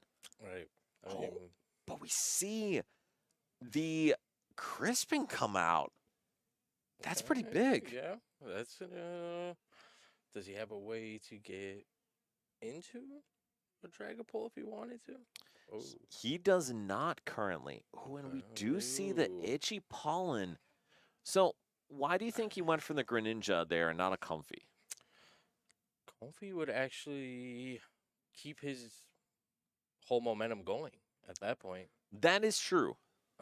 Where Greninja, to get out of it, you're either gonna need to, you could always attach and retreat. But he's stopping Kevin from using his switch cards, switches. Those are resources Yeah. that Lost Box relies on a lot. And it's a fair point. My initial thought was putting a damage on a Comfy lines it up to be knocked out with a Phantom Dive. But Right. to your point, he can just lock the Ninja. And it looks like Right. from that play he did. Yeah. And now Ricky is cruising a bit. We've got Tutor Cloak up. We're starting to see more cards. Mhm. At what point do you think he transitions to attacking with Dragapult? Well, I mean, he's only down one prize at the point. As long as Kevin's not doing anything, you could build up a board that could possibly take what, 4 prizes? I mean, I would agree. So Yeah. you're thinking Buddy Lock for a couple more turns even, just to set things up? I mean, I think if you're going for a big explosive play, yeah, I mean, it would just keeping him locked in, not letting him do anything. So one thing that I think this is very much a we're at local, so it's okay thing. Ricky did evolve the Dracloak he evolved this turn, not the one he evolved last turn. Oh. Now, granted, the only difference between doing that here versus on the other one is that this one has the rescue board attached, and it looks Mhm. like Kevin is saying you can't, but recognizing you'd be able to attack with the Dragapult anyway, Right. not the end of the world. Right. So for those watching at home, if you do that at regional, you can't do that. Nope. Here, locals, we give you a little margin on it. But all right, so Christian, commentary aside, what's Kevin doing now? What's the move? Now it's basically building up his loss zone because he has what 1, 2, 3, 4, 5, 6, 7, 8.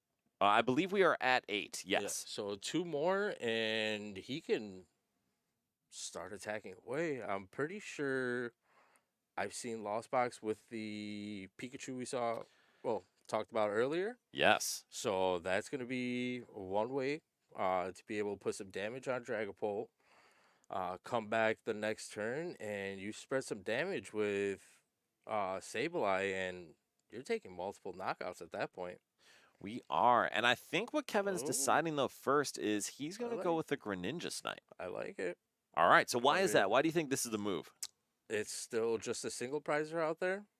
You take away his next attackers, Yeah. slow him down. He's not going to be able to use the recon off the Dracloak. So whatever cards he has in hand, he's going to kind of be stuck with at this point. Not being able to, I mean, thinning is winning. Yes. And if you're not thinning, you're Well, you're not winning. not winning. Yeah. So, And I agree. Lost Zone is one of those decks, too, that punishes poor sequencing or poor Mhm. resource management so freaking hard. Yeah. So it's a deck you have to play very carefully with a lot of great precision. So then, Right. going for the Ninja Snipe, Christian, what is he targeting? well, I think at this point, you definitely want to get rid of the Dracloak so you can't evolve into that one. Plus, it has the energy on it already. I haven't seen Dragapult find a way to accelerate besides Crispin. So if we're going to make him waste a supporter for that turn, so be it. But I think you go after the Dracloak. And I think that makes sense. Yeah. So then what's the second target? Well, we found the Dreepy. Pikachu. Oh, okay. Okay. That's- yeah. So do you think it's the Dreepy? I think it's the Dreepy. Okay. Because Ricky's gonna have to put in some work to get Dusk in the Waters out. Because even if he went to what's the middle one called again? Dracloak. Dracloak. Or sorry, Dusclops. Dusclops. So even if he goes into Dusclops, he's only doing 5 damage, which Correct. could help out with the Dragapult attacking. But Yes. at that point, when Kevin comes back around, there might not even be a Dragapult out there. And it's a great point, honestly. So I think that's what Kevin's going to try to do, though, is I think you said it really well. He is going to try to attack in a way that minimizes Ricky's abilities to sustain attackers. Right. And that Pikachu EX is going to be how Kevin cleans up the game. And that is not a helpful Colress. That kind of hurts. Yes, it does. So the energy maybe Kevin may be forced to keep the energy because we did prize a lightning energy. And so now the question is, yeah. And then he lost on the grass energy as well. I So that's believe one he down. did. Ooh. Well, all right. So, Yeah. Christian, do you think that was the right decision? The Colress? The getting rid of the Pokestop and the Palpad. Oh yeah. I Okay. mean, at that point you have to. I mean, knowing there's one in the prizes, knowing that you already lost on an energy, you're gonna need those. Like I said, Mirage Gate being one of the strongest cards still in the format, even though it's not used too often anymore, but you need energies for it. Can't use it without the energy, so I mean, that you is gotta true. Keep as many energies as you can, because I mean everything is at least 3, so some of them require certain energies. I'm not sure what the energy count looks like these days. And that's a good question, too, because that's one of the issues with Lost Boxes. Energy is one of those resources you have to monitor. And Yeah. so here's the question I have. I don't know if I understand why Kevin is benching this guy. Right. Yeah, I don't know if I'd put the hands out there yet, especially having a field of single prizers. You know your opponent can't take more than one. So that's exactly it. If Kevin does bench this Iron Hands, it enables Ricky to set it up for a knockout over the 2 turns. Right. And Alright. I don't know. I mean, Iron Hands is still a good attacker. I don't know if he needed it for this game, be honest. I think it would have been nice to have, just the Budu locked him out of it. Right. All right, so we Let's- do see. Okay, Right. and I think this was probably the decision, is because he wanted to be able to set up for 2 Pokemon to get energy from Mirage Gate. And that to me makes sense, because Okay. it's also a limited resource. You only get 4 gates. Right. And is there a reason why not using the Pikachu? That's a great question. Hmm. I don't know, honestly. And so I think not going with the Pikachu means that Kevin's route to win is going to be knocking out these 2 Dragapults, Yep. using Ampu very much on one of the Duskull, and saying that Ricky's probably going to pop another Duskull for his remaining 5 prizes.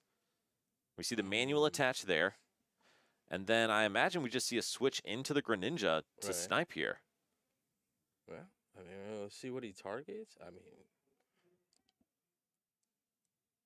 oh, Interesting. What do you think about that, Christian? I did not see that one coming. I That's- agree. I mean, I think risking the Duskull out there is okay. Ooh. I don't know if I would have gone that route. Putting down that Duskull's interesting though now. Yeah, Oh that's- man. All right, so Christian, do you mind if I tirade for a second on all of this? Go ahead. All right, so You- here's the thing I'm seeing. This is really tough because Kevin now has 3 prizes remaining. The Dusclops line is now going to be way more ineffective because in doing so, it's going to put Kevin at 2 prizes remaining. Mhm. That is okay with a Dragapult that has 320 HP with that Pika there. However, with the Pheasantipity hitting the board, all Kevin needs to do is take a single knockout with either Ursaluna EX or something else to clear off that Pheasantipity, and suddenly he just wins if Ricky at any point pops that Duskull, or if Ricky holds the Duskull, but Kevin is able to Gus and knock out the Pheasantipity, all Kevin needs to do is cram or Sableye or something to clean up the rest of the game. I'm done. at that point. What are your No, thoughts? I think you're right. Actually, putting down the Fez kind of hurts Ricky. I know it's nice to get some cards in your hand, but Kevin didn't really have much of a way to get his 3 after that one. And now he gave him the opportunity to do so. I mean, he can always attack into the Dragapult if he needs to, but giving him the extra 2 prizer that's only 210, it's like a gimme almost. It is, and I think you're completely right. So the one thing I would say too for Kevin's end though in going after the Duskull is that there could have been a possibility for Ricky to have a huge 4-prize turn to close out the game. But with the Duskull going down, that is no longer an option. So exactly what you're saying as a concern for Ricky's side, Ricky is not doing a great job of limiting Kevin's win condition. Right. Kevin made really good decisions to limit Ricky's win condition, make it harder for him to close out the game. If you were Ricky, would you even bring the Duskull back out? Would you risk? That's a great question, Christian, and I would not. To be honest, Right. at this point, I would say, all right, man, you got 3 prizes left. I'm just going to put 3 Dragapult on my board and say, Godspeed. Like, good luck to you, man. Right? So why do you think Ricky did decide to go with that? That's a great question because I'm not sure. I mean, even if you use it to put some damage out there, you're giving Kevin a prize. And then you yeah. left a 210 HP Pokemon out there, and knowing, well, I'm not sure if he knows, but Kevin having Pikachu, having, I think he plays the bear as well. He does. He does play Ursaluna EX or Blood Moon Ursaluna. Right? That, ooh. Ooh. Okay. Okay, so now this is interesting because that Blood Moon Ursaluna could take out that Pheasantipity Right. if Kevin's able to find a Mirage Gate. All right, so Do you go after it now? that is a great question, Christian. Uh, What do you think? With 3 prizes left, I would like to leave. Well, the Iron Hands is kind of killing me. Now that it has 3 damage on it, it's like you really can't put it up front because now your Comfeys have damage on them as well. Dragapult could easily just take 3 at that point. That is very true. So this is actually now an interesting decision for Kevin. Is Kevin can now go in with that Sableye and knock out either the Duskull or the Dracloak or something along those lines and put himself into a good position. Yeah. So with 3 prizes remaining, what do you think the move is for him? I probably would leave the Duskull out there and challenge Ricky. Like, hey, you put it out there. Let's see you use it at this point and just take the knockout on the Dracloak. I actually love that decision. And here's the thing I would like to see if Kevin decides to go that line. I would like him to prime catcher up the Duskull. Yes. And then Yes. I would like to see him use that Sableye to clear out the Dracloak with this Roxanne.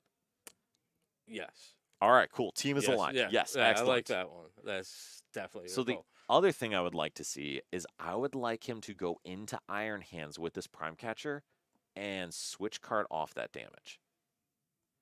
That is genius. I'd Right. like to think so. Right? Thank you. That would be so good right now, actually. Or we could not do any of that.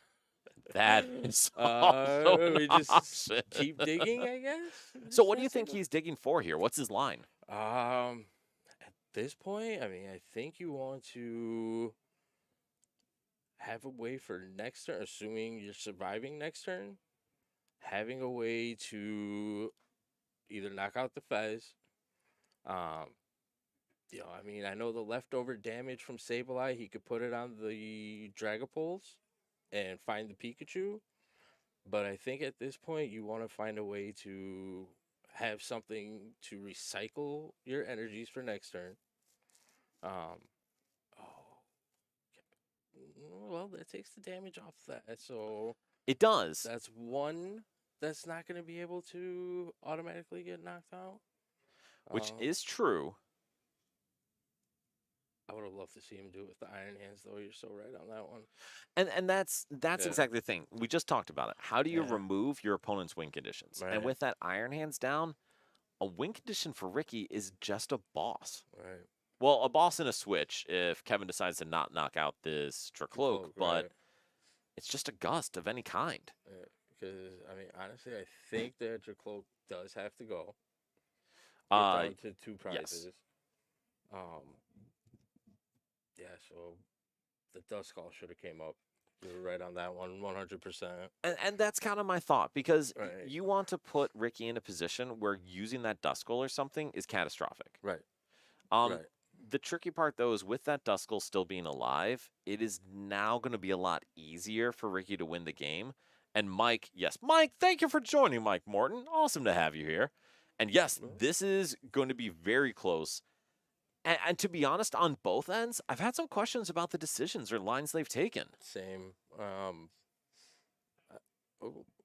Oh, you only get 2. Only get 2. Roxanne, that's been a while. I know, right? I haven't said that in a long time. All right, so we did actually get the, what is it, the Mirage Gate. Yeah. So we're going to be able to attack with Sableye. But Yeah. now what does he do? Well, bringing up the Dracloak is a little tough because now Ricky could bring up either one of the Dragapults. One of them only has 1 energy, but you have to take out the Dracloak. You have to take a prize here. Then that leaves you with about 3 more counters. Well, so, and here's the thing. I think what actually needs to happen is I think Kevin needs to take out the Duskull at this point. Because with the Duskull still alive, does Ricky have game with Arvin? Oh yeah, Ricky will have a counter catcher. So if Ricky has counter catcher in deck, that is game. But yeah, so sorry, Christian. I know I'm blabbing a lot here, but I mean, you know Lost Box better than I would. Oh god, that deck, so much stress. Ugh. But no, so is there a line you see for Kevin to still close out this game? Well, knowing that Ricky has the Arvin, if he does play counter catcher, I mean, right now, I think he's looking at the Pikachu for the close. But he needs a prize card right now, though. He does. Okay. I mean, if he's assuming Sableye next turn, but I don't think it's going to be enough. So now things are definitely interesting because there's 80 damage on the Pheasantipity. So it has 130 health remaining. We have Arvin, which can enable a counter catcher. Well, it can't actually because no Nope, prizes were taken. Not anymore. We That can't get was- Forest Sealstone, but to be honest, this Dracloak is stuck. It is. So Kevin has Right. an opportunity now to close out this game. I mean, But how would he go about? so here's the 'Cause thing, with though. 130 left on it, you can't amp it. So, and this is where the other opportunity where I think Kevin made a bit of a misplay here. Kevin chose to use that Mirage Gate to put energy on the Pika. He needed to put that energy on the Iron Hands. Right. Because now with another attachment to the Iron Hands and the boss he has in hand, he would be able to gust up that Pheasantipity and close it out for 3 prizes. Right. But we are 10 damage off of enabling that. Right. All right. 8, yeah. So 30. with the Night Stretcher, we'll be maybe able to get an energy back or something, but man, this is tight at this point. Right. So Mike, I know you're watching in chat. How does Kevin win this game? And Christian, how does Kevin win this game? This is a little bit of a tough one because, again, not using the switch card on the Iron Hands that would have been optimal because if he would have done that, he would have been in great shape. I think at this point, you use your Pikachu because even if Ricky attacks into Pikachu, it won't get knocked out. The only thing he would be taking at that point would be a Comfy, it Well, looks like. yes. And okay, so Um, I think the issue that Ricky ran into is he got the Night Stretcher with Arvin, but there's no energy in his discard pile. And I believe there's Oh. only 2 energy left in the deck. So there is He an can retreat it? opportunity for Kevin here still. Oh. Okay. Oof. So this is, again, a very tight game. I mean, you have to go Sableye again. I think you have to, and you can't take a prize still. No, you can't take a prize. I would definitely put one more on the Fez. And then don't take a prize and And just hope. hopefully have a Gust. Yeah. Well, he has boss in hand. Oh, okay. So that's the thing is we So- have Mirage Gate. We have energy. We have Right. everything we need. If we had put one more damage counter You on had that Pheasantipity, we had game. That's crazy. But now we've given Ricky an extra turn. And so, Christian, how The- does Ricky punish this? By finding either a Super Rod, get some energy back in the deck, or find a way to get some energy. Get out of that Dracloak. If he can't get out of that Dracloak, he's cooked. It is. Honestly. And that's really what it's going to come down to. Is there a Right. way to get out of the Dracloak? Well, we see a Dust Ooh. Noir. We have an Iono, a Lance, or is that an Arvin? Also have Arvin. Okay, so Arvin likely will seal up this game if Ricky's able to find an energy off of this Dracloak. Well, that's not it. Super Rod isn't it? Okay. I mean, Christian, That's did we have another turn stolen here? If Kevin found a way to pull that one off, This is good wild. for him. I mean, that is, you don't see that every day. No. The fact that he's stuck, it's like, oh, that's rough. So, and I'm actually looking at this. Does he have anyway? So the one thing, because he Get did out find of the rare candy, Okay. is I'm stressed over here. Alright. So Kevin had Gust hands, but there wasn't enough damage on the Pheasantipity for Ampy very much to take a 3-prize knockout because he'd only put 8 damage counters on there, not 9. He was 1 damage short. All right, and so He here's the has it thing. now. Here's the thing I would have liked to see from Ricky is prior to playing that Arvin, you already have the rare candy. Mhm. Pop the Pop the Dust Noir, take a prize on Cramorant or something, and see if you get an energy or an out to energy or something from your prizes. I mean, you don't have much of an option at this point. You have. Oh, he just And- passed. That No, I would have so definitely taken a knockout. that guy, tell us how he had game because I didn't actually see it. Noir the hands, Arvin for counter catcher. So the issue is he has no way to retreat the active. And that's where he's gotten stuck, is the active Pokemon has been stuck there this whole time. No energy. And I am still confused on why we're attaching to Pikachu. Christian, why are we attaching to Pikachu? That is a question I can't even answer. Why he would? Oh no. Oh, but we maybe have not sealed up this game, but we have put ourselves in an excellent position now because Ricky cannot pop Dust Noir. No. Ricky will have to either Find an energy. 3 energy 3 energy. or more than likely Turo it. And yes, Ricky does Does he- not have Earthen Vessel.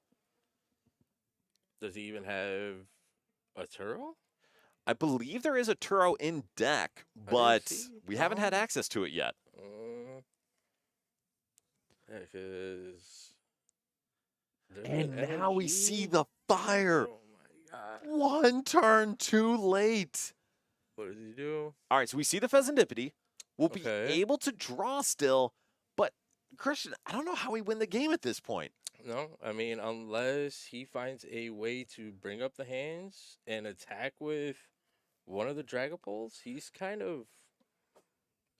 So we would have to Turo Countercatcher here. Yep. Yeah, that guy, That's- exactly. Turo Countercatcher. Whew, That's. this is a stressful game here, man. That's, Whew. Thornton is sick and unfortunately unhelpful Can't- with right. Dust Noir being evolved. right. can't do anything with the Thornton now. Not till what? At least next turn. No, I mean I Christian. mean, yeah, he's Is there an out other than Thornton that you're seeing? Arturo. Or Turo? That's what I Yeah, mean. Yes. I mean, no, Turo is the only option. I think he's already used up the Fez. So I don't know if I would have evolved the Dracloak just to keep looking at cards. I would tend to agree with that. I think it would have been better to keep that evolved. Right. He just needs a way to find some cards, and unfortunately, with the board he has, he doesn't have much of an option here. To be honest, I think the thing he needs to do is Iono. Like, you just Yeah. have to Ione. Aaron, I don't believe he did 'cause he had no way to get the active out of the active. But if you saw a way, please tell us. Let's yeah. talk about Kevin. Kevin had the way if he would have Oh, attached to Kevin- the hands. Kevin's had win a few times at Right, this yeah, point. Yes. He's won a couple rounds already. But Oh, like, exactly. I mean, Kevin's 2-0 so far in this round. right. But I mean, that's we just keep playing. that's a story for another time. Mike, you also asked the exact question I was about to ask. If we had just attached the lightning to hands, we could arm press this Dusknoir and win the game.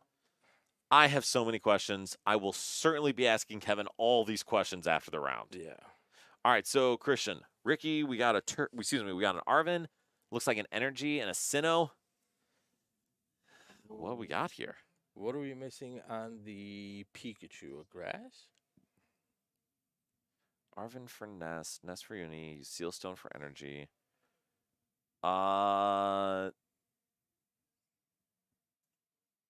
If there was Rotom in deck, yes.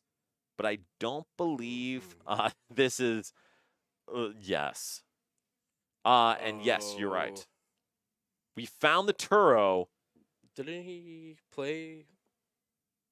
No, Oh. Kevin passed it back over. Did he? He didn't even use the Sableye? He put it all in Fez. Oh, yeah, he did. Okay. Ouch. Wait a minute. Looks like we are knocking out the Sableye here and then placing the rest of our damage counters. Sableye goes down. Guys, this has truly been one of the games of all time. How do you win from here? That is a great question. And I think we mean, need you that have to- gust. Right, you have to find a gust somehow. You can boss it, but I think he used this boss, didn't he? No, we have Boss. Boss is at the bottom of the deck. Oh, We have Buddy Poffin, which I would have loved Kevin to play to dig for Boss come and on, shuffle the Kevin. deck. Okay. Okay. All right, so now, again, we're in a tough spot. And just, honestly, guys, I feel like this game is just who wants it less. It's been a very tough back and forth. Right? Oh, God. How So- does he get... And so that's the question then is, Christian, now what does Kevin do? He needs to... Oh, my God, I got rid of the metal. He needs to find a way to either get the Sableye back and just dump it all on Fez again. Because I don't see him having a gust. We are now also 10 damage off of being able to knock this thing out with Blood Moon. There's that. Guys, we are all trying so hard to make sure we don't win the Man. game here. Oh, that would be three. Isn't it 320? It is 320. There's 7 damage on there, and it does 240. 40. So we're doing 310. Oh, wow. Okay, so now this is an interesting decision too. What do you bring up? We pop the bundle. And yes, I think to Kevin's credit, I don't think he's played a ton with Lost Zone so far. So this is relatively new for him. We see the attachment. See the retreat. What does he have? Yeah, I probably would have played the Buddy. I would have shuffle also played the deck yes. before doing all that. Correct. You're absolutely right, because there's nothing. Oh, why is he shuffling? He said he could cut and shuffle. Okay. Okay, yeah, we're Okay. good. We're good. All right. Play the Buddy. See your last flower selecting. Eesh. Wait. Why? Hold up. Bryce, what am I missing? Can you pause them real quick? Oh. I'll let you. Oh, they So- gotta take it apart. All right. Well, that's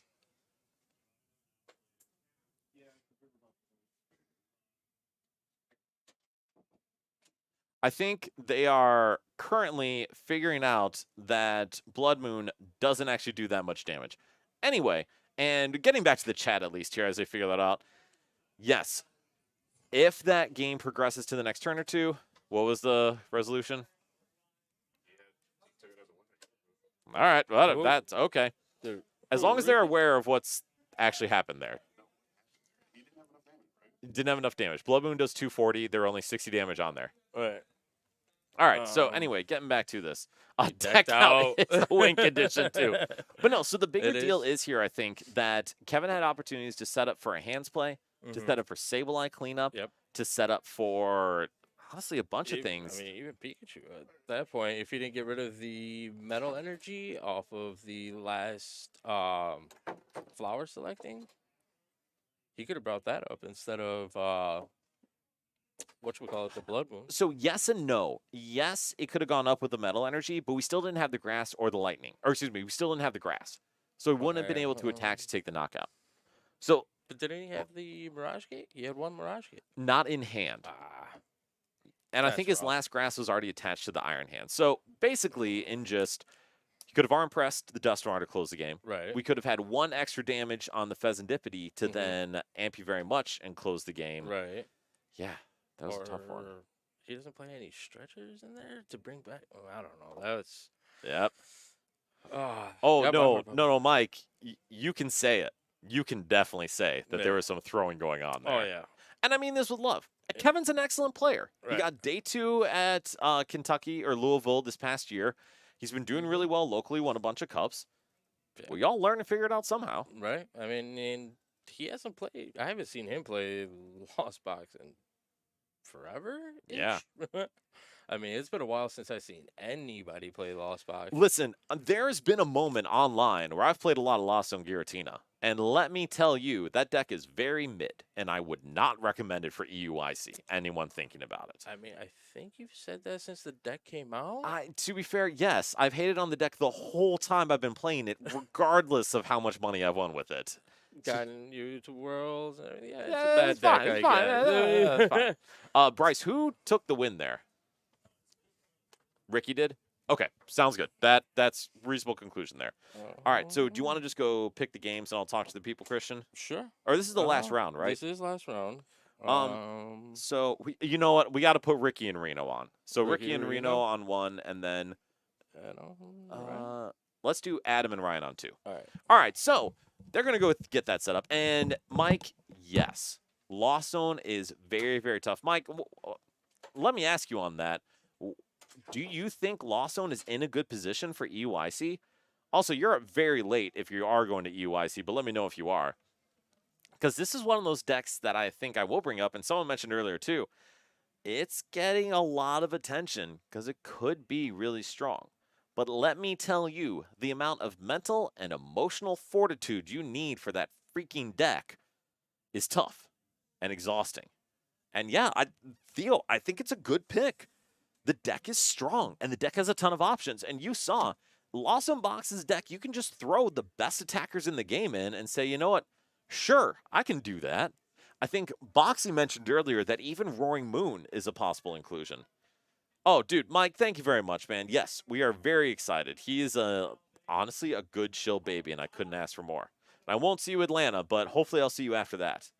And for anyone else, like, I'm curious as we're getting this next round set up, what is your underdog pick for EUIC? Because I would tend towards Lost Box as mine just because the deck's so powerful. And yeah, Gigas, Hands, Greninja, just powerful, powerful attackers. I think some of the other conversations have been around Dragon Ball being an obvious one, but Goldengo being a surprise pick. And I'll be straight with y'all. I can't be proven wrong. I don't think that's the pick. I don't think that's the play. Okay, Jolly, Crobat Dusknoir. Is this a Crobat that takes bonus prizes? So 3 colorless, 30 damage, take 2 extra prizes? Because that is sick. And I don't know if it's tier 1. I'll be straight with you.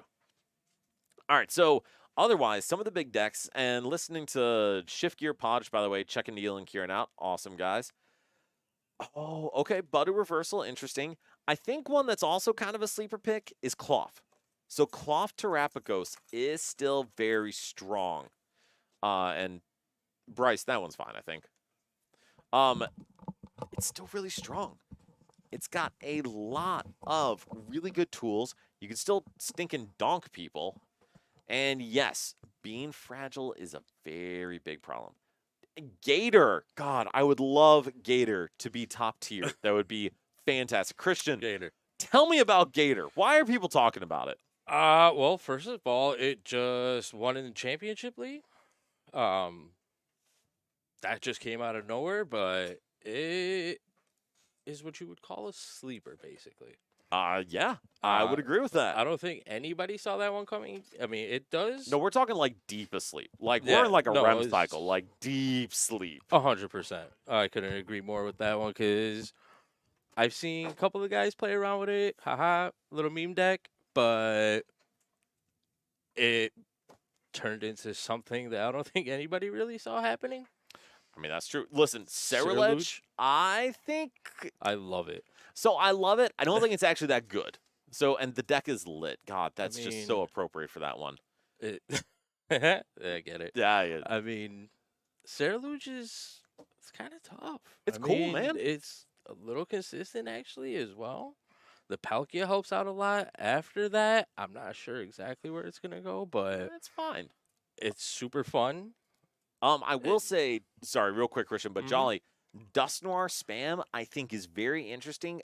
The only reason I'm not fully on board is I think it can be a little too fragile and high roll. But Christian, keep going. No, I mean, I've been playing Ceruledge online. Everybody's been telling me, hey, it's not gonna do anything, blah blah blah. But look what Gator did. I mean, that's fair. Gator Nobody did saw pretty that well. one coming. I mean, Ceruledge, I think, can almost do the same, if not a little bit more powerful, even. That's true. And okay, Oh, we oh. are about to see Reno play cards turn one. Oh, And wow, I will that's tell you honestly, crazy. none of us saw this coming. Since when um, does he do that? That's a new one. I don't even know. And yes, Reno, sometimes when there's 22, like 20 some people here playing, you get some people on here a couple extra times. And Reno just happens to keep winning. Yeah. And this one is with Dialga still. And he wins with style. He does win with He style. wins with style like That no is other. True. I mean, unbelievable the twice we saw. I mean, I'm glad we did because those were some great plays. Dude, it was those are heck of like interesting closeouts to games. Mhm. All right, and so this is kind of like you guys, and Iono is a lie. It is. But Mike, like Mike said, this is actually a pretty good matchup for Bridge, assuming Bridge hits. It almost always Yeah. comes down to late game disruption. And I Yeah. also agree, Dialga has increased the ceiling of this deck, Oh, yeah. but it's also a bunch of crappy cards crammed in there. Unfortunately, but with the good cards that are in there, it's really good. Well, and that's exactly it. So a couple of my friends are playing at EUIC, and they've talked a bit about, kind of think what Azul said is, trying to just get rid of all the clunky cards Mhm. and just build a bridge every time. I apologize. I don't for see a that. problem with that. No. I mean, the Fez already, huh? So, Okay. and this is an interesting thing from Ricky's end. I think Ricky is assuming that this Budu is going to get knocked out Mhm. by Archlualodon or by Duraludon, Right. and assumes that Reno is not going to have a gust to take out the Fez. From what we've seen tonight, Reno always has the guns. That is a true statement and should have been planned for. Yeah. And They should Eli definitely is be ready. unfortunately 0 and 2, or excuse me. Oh yes, That's- Eli is unfortunately 1 and 2 going into the round, so not having a great time. I mean, if he can find, he has another energy, right? So Or he no? Not yet. does not have another energy, and so this is the Okay. tricky part. He probably doesn't want to evolve this until another energy is in the discard, because he can Right. still take a knockout on Budu. Yeah, All right, and but so then we saw it. Well, yeah, we saw what happened when he lost his one and only Duraludon the first game. true. So maybe that might be the route he's going. Is just lose the Duraludon now and just win it later. I mean, that's fair. I do think I would be okay with Reno not evolving here just to guarantee the knockout. But it looks like Mm, Reno's saying, and yes, if he finds Relicanth, he can yes. use the 1 energy attack. Yeah, you can. Which So, Relicanth good. is such a good inclusion in this It deck. is. I mean, I play with it. I mean, I think it's genius of a card. I don't know. You get the Relicanth. And you know what? Who needs a Relicanth when you just find another energy? Right. Easy. That point. Oh, Well, and so I the nice think I part would here, Reno can probably- still draw and try to get another Duraludon down should he choose. right. Do you get the Duraludon first and then, or no? Oh, there you get. And well, you it's just Reno. get the Never mind. Duraludon. It's Never Reno. He mind. always has it. Yeah, Reno just has it. And so, yes, Theo, Black Belt has been so good. And Mike, exactly, you're correct. It is very important to be able to Mhm. stream attackers since Dust Noir is basically plus 130, except for in Charizard, where it's plus 160. right.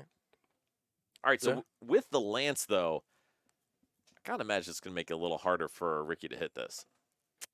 I think so. Especially that he just pulled out 3 Dracloaks. So why do you think he did that before using Pheasantipity?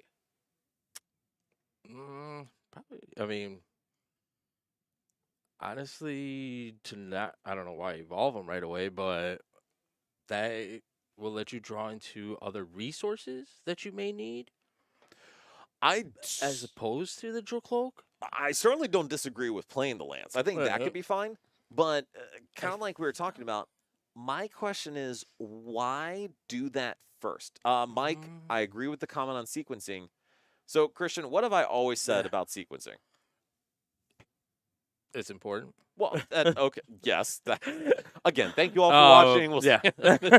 So the big thing No, with sequencing is you always want to do things in the order where you're making decisions with the most information available, giving yourself the most options available, and Right. finding the right opportunities. Right.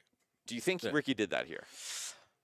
I'd have to say no on this one. That's reasonable. Any Yeah. ideas why, or why do you think that? I think having the initial 3 cards from Fez gives you an idea of what you can looking steps ahead, as opposed to just, you never know. I mean, maybe you drew into the Dracloaks.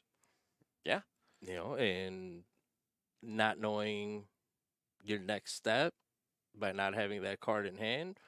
And if you draw after doing all that and you drew into, say, something basically the same thing, it turns into being a bit of a waste. I would agree with that.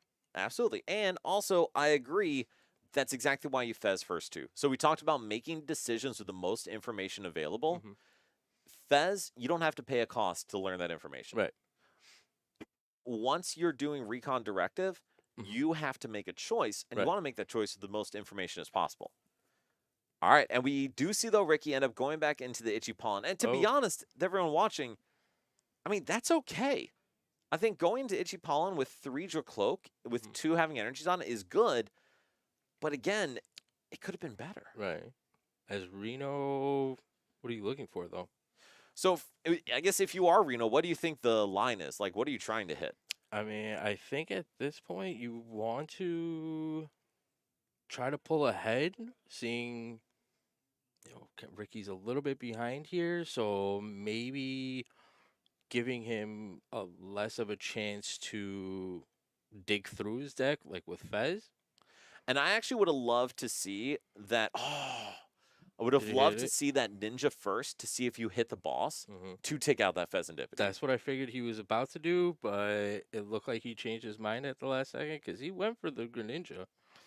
And if he had gone for the Greninja, he would have hit the boss because it's Right. Reno's day. And It you is. don't want to get in his way today. Right. No, he's super on fire with no weakness. With no. Exactly. All right. So Okay. going back to Ricky's turn, we see the attachment first coming out of hand. Mhm. And yes, I would agree. As Archer Aladon, you don't mind going even prizes, except, and I will say this, Ricky's probably going to pop Duskbar at some point. So popping Duskbar means you're still going to have to attack twice. So going in and taking out the Pheasantipity means when he pops Dusknoir, all you have to do is take one more knockout, one more 2-prize knockout. Yeah, and give him less cards, less knowledge of what he has. Exactly. Less ability to dig into his deck and set up whatever combos he needs. I mean, knowing the way he's been going all night tonight, he should have definitely gone with the Greninja. I mean, That is also a good point. like, he has to know this by Listen, when you are on a heater, you double down. Right. It is well known. now. 100%. That is not family-friendly content. Please ignore the fact that I just said that. But all right, for Ricky, right now, I guess, Christian, what is he digging for? Is it just Dragapult? Is it something else? I think he's going to need the combination of not only the Dragapult, but he's going to have to find the Dust line. How important is it to find the Dusknoir line? I think for him right now, it's a major priority. Okay. Because for one, he's down 2, and there's only 1 2-prizer out there that he cannot knock out without the help of the Dusk line. Second, at least take away Reno's drawing ability would be huge. You're thinking take out the Greninja? I mean, that's one way to slow him down, because other than that, I don't see a Fez out there for Reno. I didn't see his hand, so I'm not quite sure what it looks like. And then Reno's going to have to take his prize here as well, which is Right. good. And hey, maybe it's the Relicanth. It is an energy. Okay. And then we're going to see the Iono. And this is actually good for Ricky because it forces Reno down to 3 cards in hand. And Right. Shark, per your comment, honestly, this is one of the reasons why I love having local stream here. And a lot of the other players have talked about it, is because it allows them to look back at games and say, oh, crap, what was I thinking?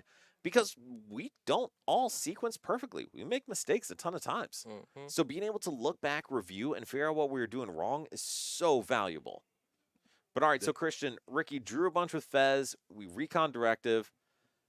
What is the plan here, man?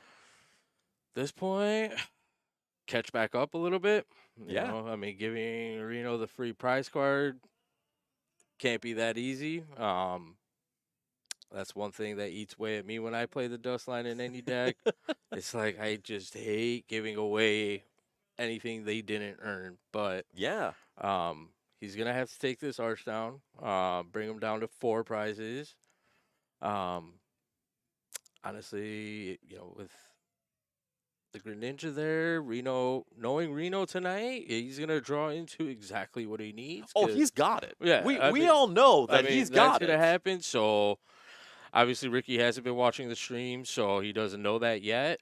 But I mean, you have to take the knockout here and hope Reno doesn't come back with a response. And that makes With sense. 3 cards in hand. And to be honest, like this Iono is pretty good. And Mhm. Shark, yes. There have been serious questions about the sequencing, which I think are reasonable. And to be fair, Ricky is still 3-0, so he's doing something right. But these are times when you want to learn and do things a little differently. So going back to that, for Reno, he doesn't want to do things differently. No. He wants to draw things exactly in the way he wants to. And getting that out to Pheasantipity here is huge. Yeah.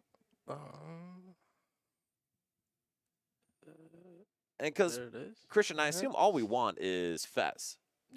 I mean, at this point, it's getting through your deck, getting to the pieces that you need, which right now he needs an arch. He or needs an a nice arch. stretcher. Get the other one back. Gotta see if he has a way to possibly gust up Ricky's Fez. Get that out of the way for him. And being able to do so would be good. Because that takes away from him using the Duskull next turn. So it being at 250 if he does evolve it, Dragapult won't knock it out. Absolutely. But if he does have the Duskull option available, that could take another 2-prizer where I don't think Reno wants to give that up. So And this is where I think it's tricky for Ricky, is Mhm. that if he does decide to pop the Dusclops, assuming Reno attacks here, Right. he is in a very, very difficult position. Yeah. And yes, exactly. If Reno hits into Dragapult here, Ricky's going to have to attack with the bench Dracloak evolved up to Dragapult. And we see the boss's Oh, he did orders. it again. My goodness, this man needs to buy a Oh. lottery ticket. Right. So What then, is that? Christian, with that boss, what's the play here? It is going into your Archelodon, bring up that Fez, take away Ricky's drawing. I mean, he's got a bunch of cards in hand, but he does not have a way to take two Prizer at this point. Agreed. And Yeah. agreed. He's just, woof, There's no way. woof. Um, We are doing it today. right? Because, yeah, if he takes the Fez right now, he's at one prize card. There's no way. There we go. There's no Exactly. way Ricky comes back from that one. And also, Reno's now got time and space. Mhm. Okay, I would have loved to see the Greninja before the boss, but you know what? Here we are. You It's know, fine. Sometimes you get trigger happy. Agreed. You get real excited. You know? And we hit the The Relicanth. Relicanth. And Christian and I are both very hyped. Yes. Yes. I mean, that's just game. It is 100%. It's kind of weird seeing Reno do it this way, as opposed to waiting till he's down on prize card. I mean, So actually, something new he's trying. I think. I love him benching the Relicanth Yes. now. I think that is by far the best choice because it means that Ricky has to gust it to knock it out or Mhm. otherwise lose the game. Right. Because now, well, you could also hit into Fez. I mean, Okay. So You hit the now there may be Fez? something happening here. Ricky can try to slow him down, but this has to be Yes. coupled with an Iono, right? I mean, you have to. If you don't, I mean, he still has game set up pretty much. Okay.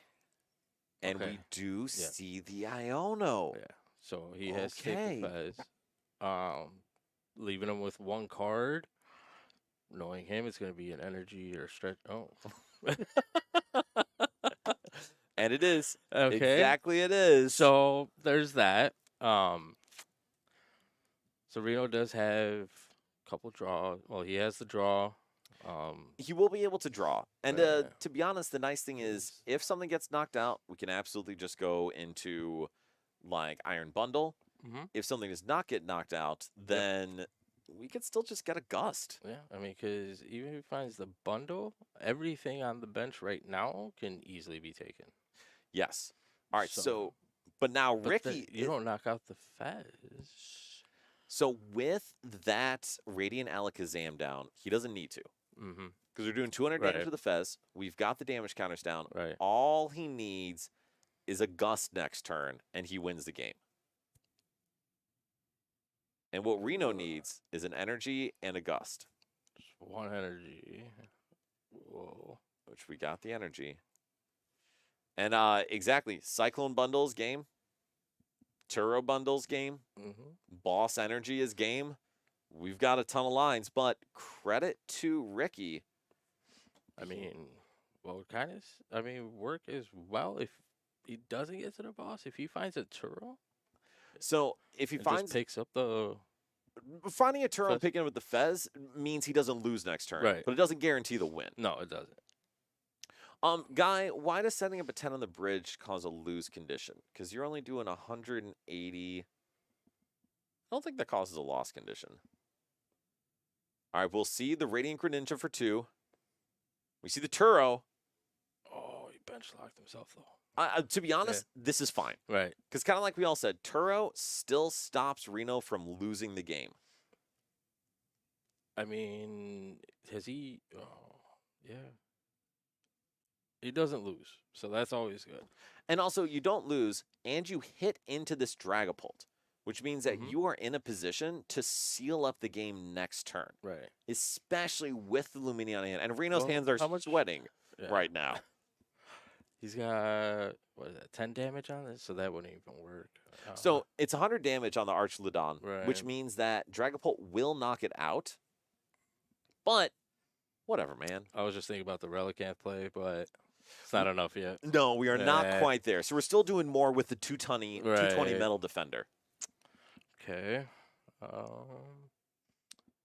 I mean, I think Well, Reno just attacks here, right? yeah, at this point, just put the damage out there. You have the fish in hand. Barring any Iono or anything, he's pretty golden. It is Artisan. Oh, and we could have just gotten the bundle if it's in deck. Oh, true. All right, guys. I would love to say most times we have high quality games here. This has been a little rough today, so I appreciate y'all bearing with us. I mean, it's a little sloppy, but you know, he could have checked for it. It happens. Yeah. It happens. Again, I've seen worse. I have also, to be fair, I've played I've done worse. I've played much worse. But again, yeah, this so is why we have this. So we try to look back and learn from it. right. All right, so Christian, how does Ricky win the game? Oh God, that's gonna be a bit tricky. That is true. Because he has to hit into this Archelon. Has to take a 2-prizer. Past that, I mean, even if we disperse 6 damage, I don't. It's gonna be rough. I mean, he has to possibly blow up. The Greninja has 130. Well, so if he blows up Dustmar, Oh yeah, you can't. game's over. You can't do much. Take out the Archelon. Hopefully have an Iono, or maybe he plays Roxanne. We do have the Iono, actually, it looks like. Really? Okay. So if we have Iono, why are we recon directiving first? Oh, that's a good question. Because this is really the thing is Ricky needs to, and I guess this would be the only reason, is if he knows he wants to use a recon directive of the, Dracloak that he wants to evolve. Benching a Spiritomb would also be great here, Mike. That would be kind of broken if he did bust out a Spiritomb right now. Yes. All right. So we do have the Psychic Energy. We can attach to the Dracloak on the bench, evolve into Dragapult EX, and I would like to see the Iono before the retreat. Alas, we can only ask for so much, and then we see the Iono. And so Reno had a incredibly good hand there with the, the fish and the energy, and now things are, okay. Well, Do you use that though? No, you can't. we can. Oh, We you can. absolutely can. All right, and we see the knockout of the Archeludon. We do have Artisan still available, and all we need now is an energy, an Archeludon, and a bundle. That's not much to ask for. That's not. I mean, he could literally. Why is he playing the Artisan? That's also a great question. I think the idea is playing the Artisan, he doesn't want to put the fish from the bottom back into the top of the deck, but knowing we want the energy from his hand, I would also play the Artisan. Right. And honestly, I wonder if he just doesn't see it. Oh, that's valid. All right, so we I see mean, he 7 did cards miss come down. He did miss the fish that was right in front of him, but Okay, so we have energy, we have the scoop up. do we have Archelon? We do, because we have the Okay. Night Stretcher. Okay, cool. So to be honest, like Reno's still in this. All he's Yeah. got to do is use scoop up on the fish to prevent it from getting picked off by a Right. Phantom Dive, and he's golden. Unless there's Yeah. something I'm missing here, Christian. I mean, I don't see it. He just has to get rid of that Relicanth, though. Yes, he Yes. has to pick up the Relicanth here. Otherwise, he can and will lose to a Gust from Ricky. Right. So we see the attachment, Okay. and he's got to see that scoop up Cyclone or Come just on. have Ricky miss Gust. No, I believe it's a different art of the Okay. Black Belt. And we Okay. see the Relicanth picked up. Okay. Fantastic. So that saves that. Come on. Look at the Artisan. Well, if we can. And also, I want you to put that fish back down.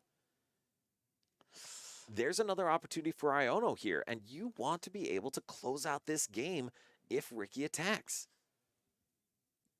We see Crispin. We see a bunch of stuff over there. but no knockout was taken. I know, Mike. I hear you, man. I hear you. Right. Mike, Begging for it. you did not see when Reno declined to use the Ultra Ball to get a Luminion for boss for game and had to hit it off the second Pokegear. But don't you worry, he saw Luminion on the first Pokegear. It's been a day, guys. It's been a day. Hit the boss out of the Pokegear. Yes, it's fine. It's fine. All right, so Christian, Yeah. I think Ricky may be out of Gust. We have counter catchers, which we can definitely get. I mean, even with a Gust, I mean, It's still not game. it's not game. And I think Ricky, we have a Psychic Energy on the Dracloak on the bench. We get a Do you Fire bring up for it. another one? Say it again. Do you bring up the other one? I mean, sure. I mean, at this point, You kind of have to. yeah. Unless you're risking the one with the damage on it, but Well, and that's You exactly it. Ricky can't put anything in the active that would be knocked out by an attack because it Right. would be giving up the last prize. I mean, everything is getting knocked out. There's nothing out there that wouldn't take a knockout at this point. He does need to evolve that Dracloak into a Dragapult. And so if there is an Yeah. out for Professor Turo, something like that, That's- that will enable him to win the game. Or excuse me, to at least not lose. Right.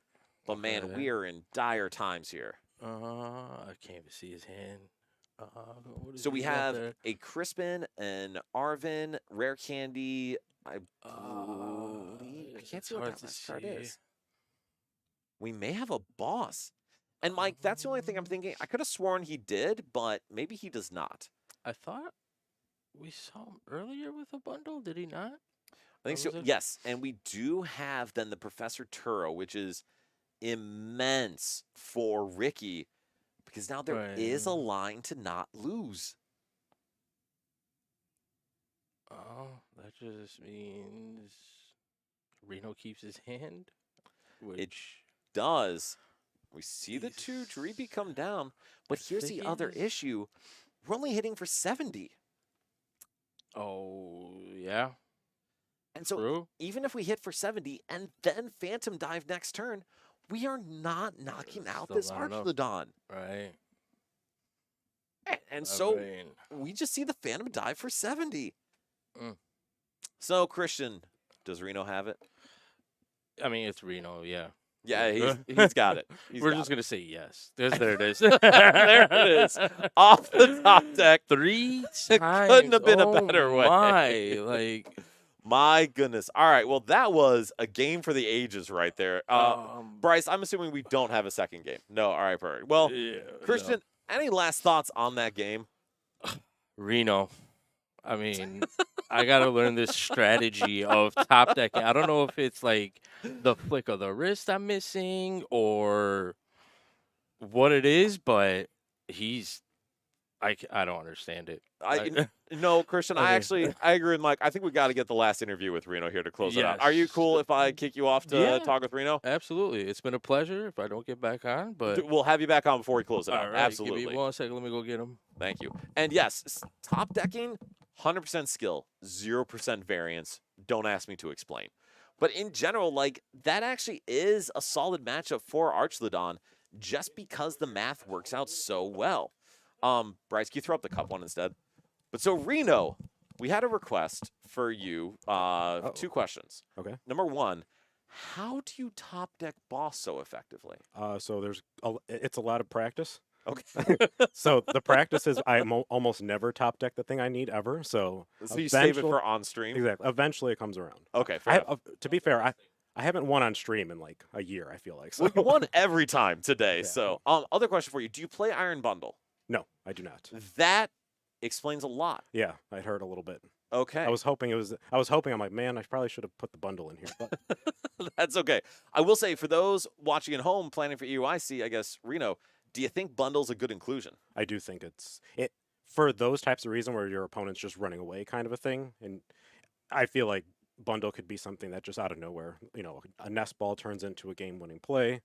Yeah, So and something I learned from like the last time, like you said, make sure I take the 2 prizes when I'm at 3, so that they go down to just having they can't basically give me the game with their Dusclops Yes, or Dustoir. exactly. So that was the thing. I'm like, oh yeah, obviously. But when sometimes you're sitting there, you're like not thinking about it. But Right. I'm like, okay, take the 2 prizes and don't let them use it again. My guy, well done. See? Fantastic.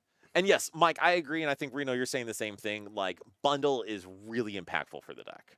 Yeah, So- I don't know necessarily what to like what I would want to cut, but That's fair. especially with all the night stretchers or like, Yes. the ability to just keep using it feels really good. Well, yeah, you basically have 4 extra outs to a Yeah. gust. So I would probably say it's a good inclusion. So what else did you think about the deck today? What was good? What was bad? Like, what would you recommend for people if they're picking it up? So I like it for being more of like what would you call like a wall deck. It appears to be. It seems like it's pretty quick. Like it's if you go first and you get a couple of energies in the discard pile, you are able to pretty much hit 220 almost turn 2. Yeah. Like, pretty consistently. And obviously against Badoo, you're hitting 30, which is the perfect number to knock out a Badoo if you could just get stuck with a Duraludon in the active. So that's one thing going for it. If it's just one single or a big single prizer Yeah. versus a little baby, there's not. I don't feel like it's the best deck, but I feel like it's something that if you can just practice some of the lines, especially with the Dialga V-Star.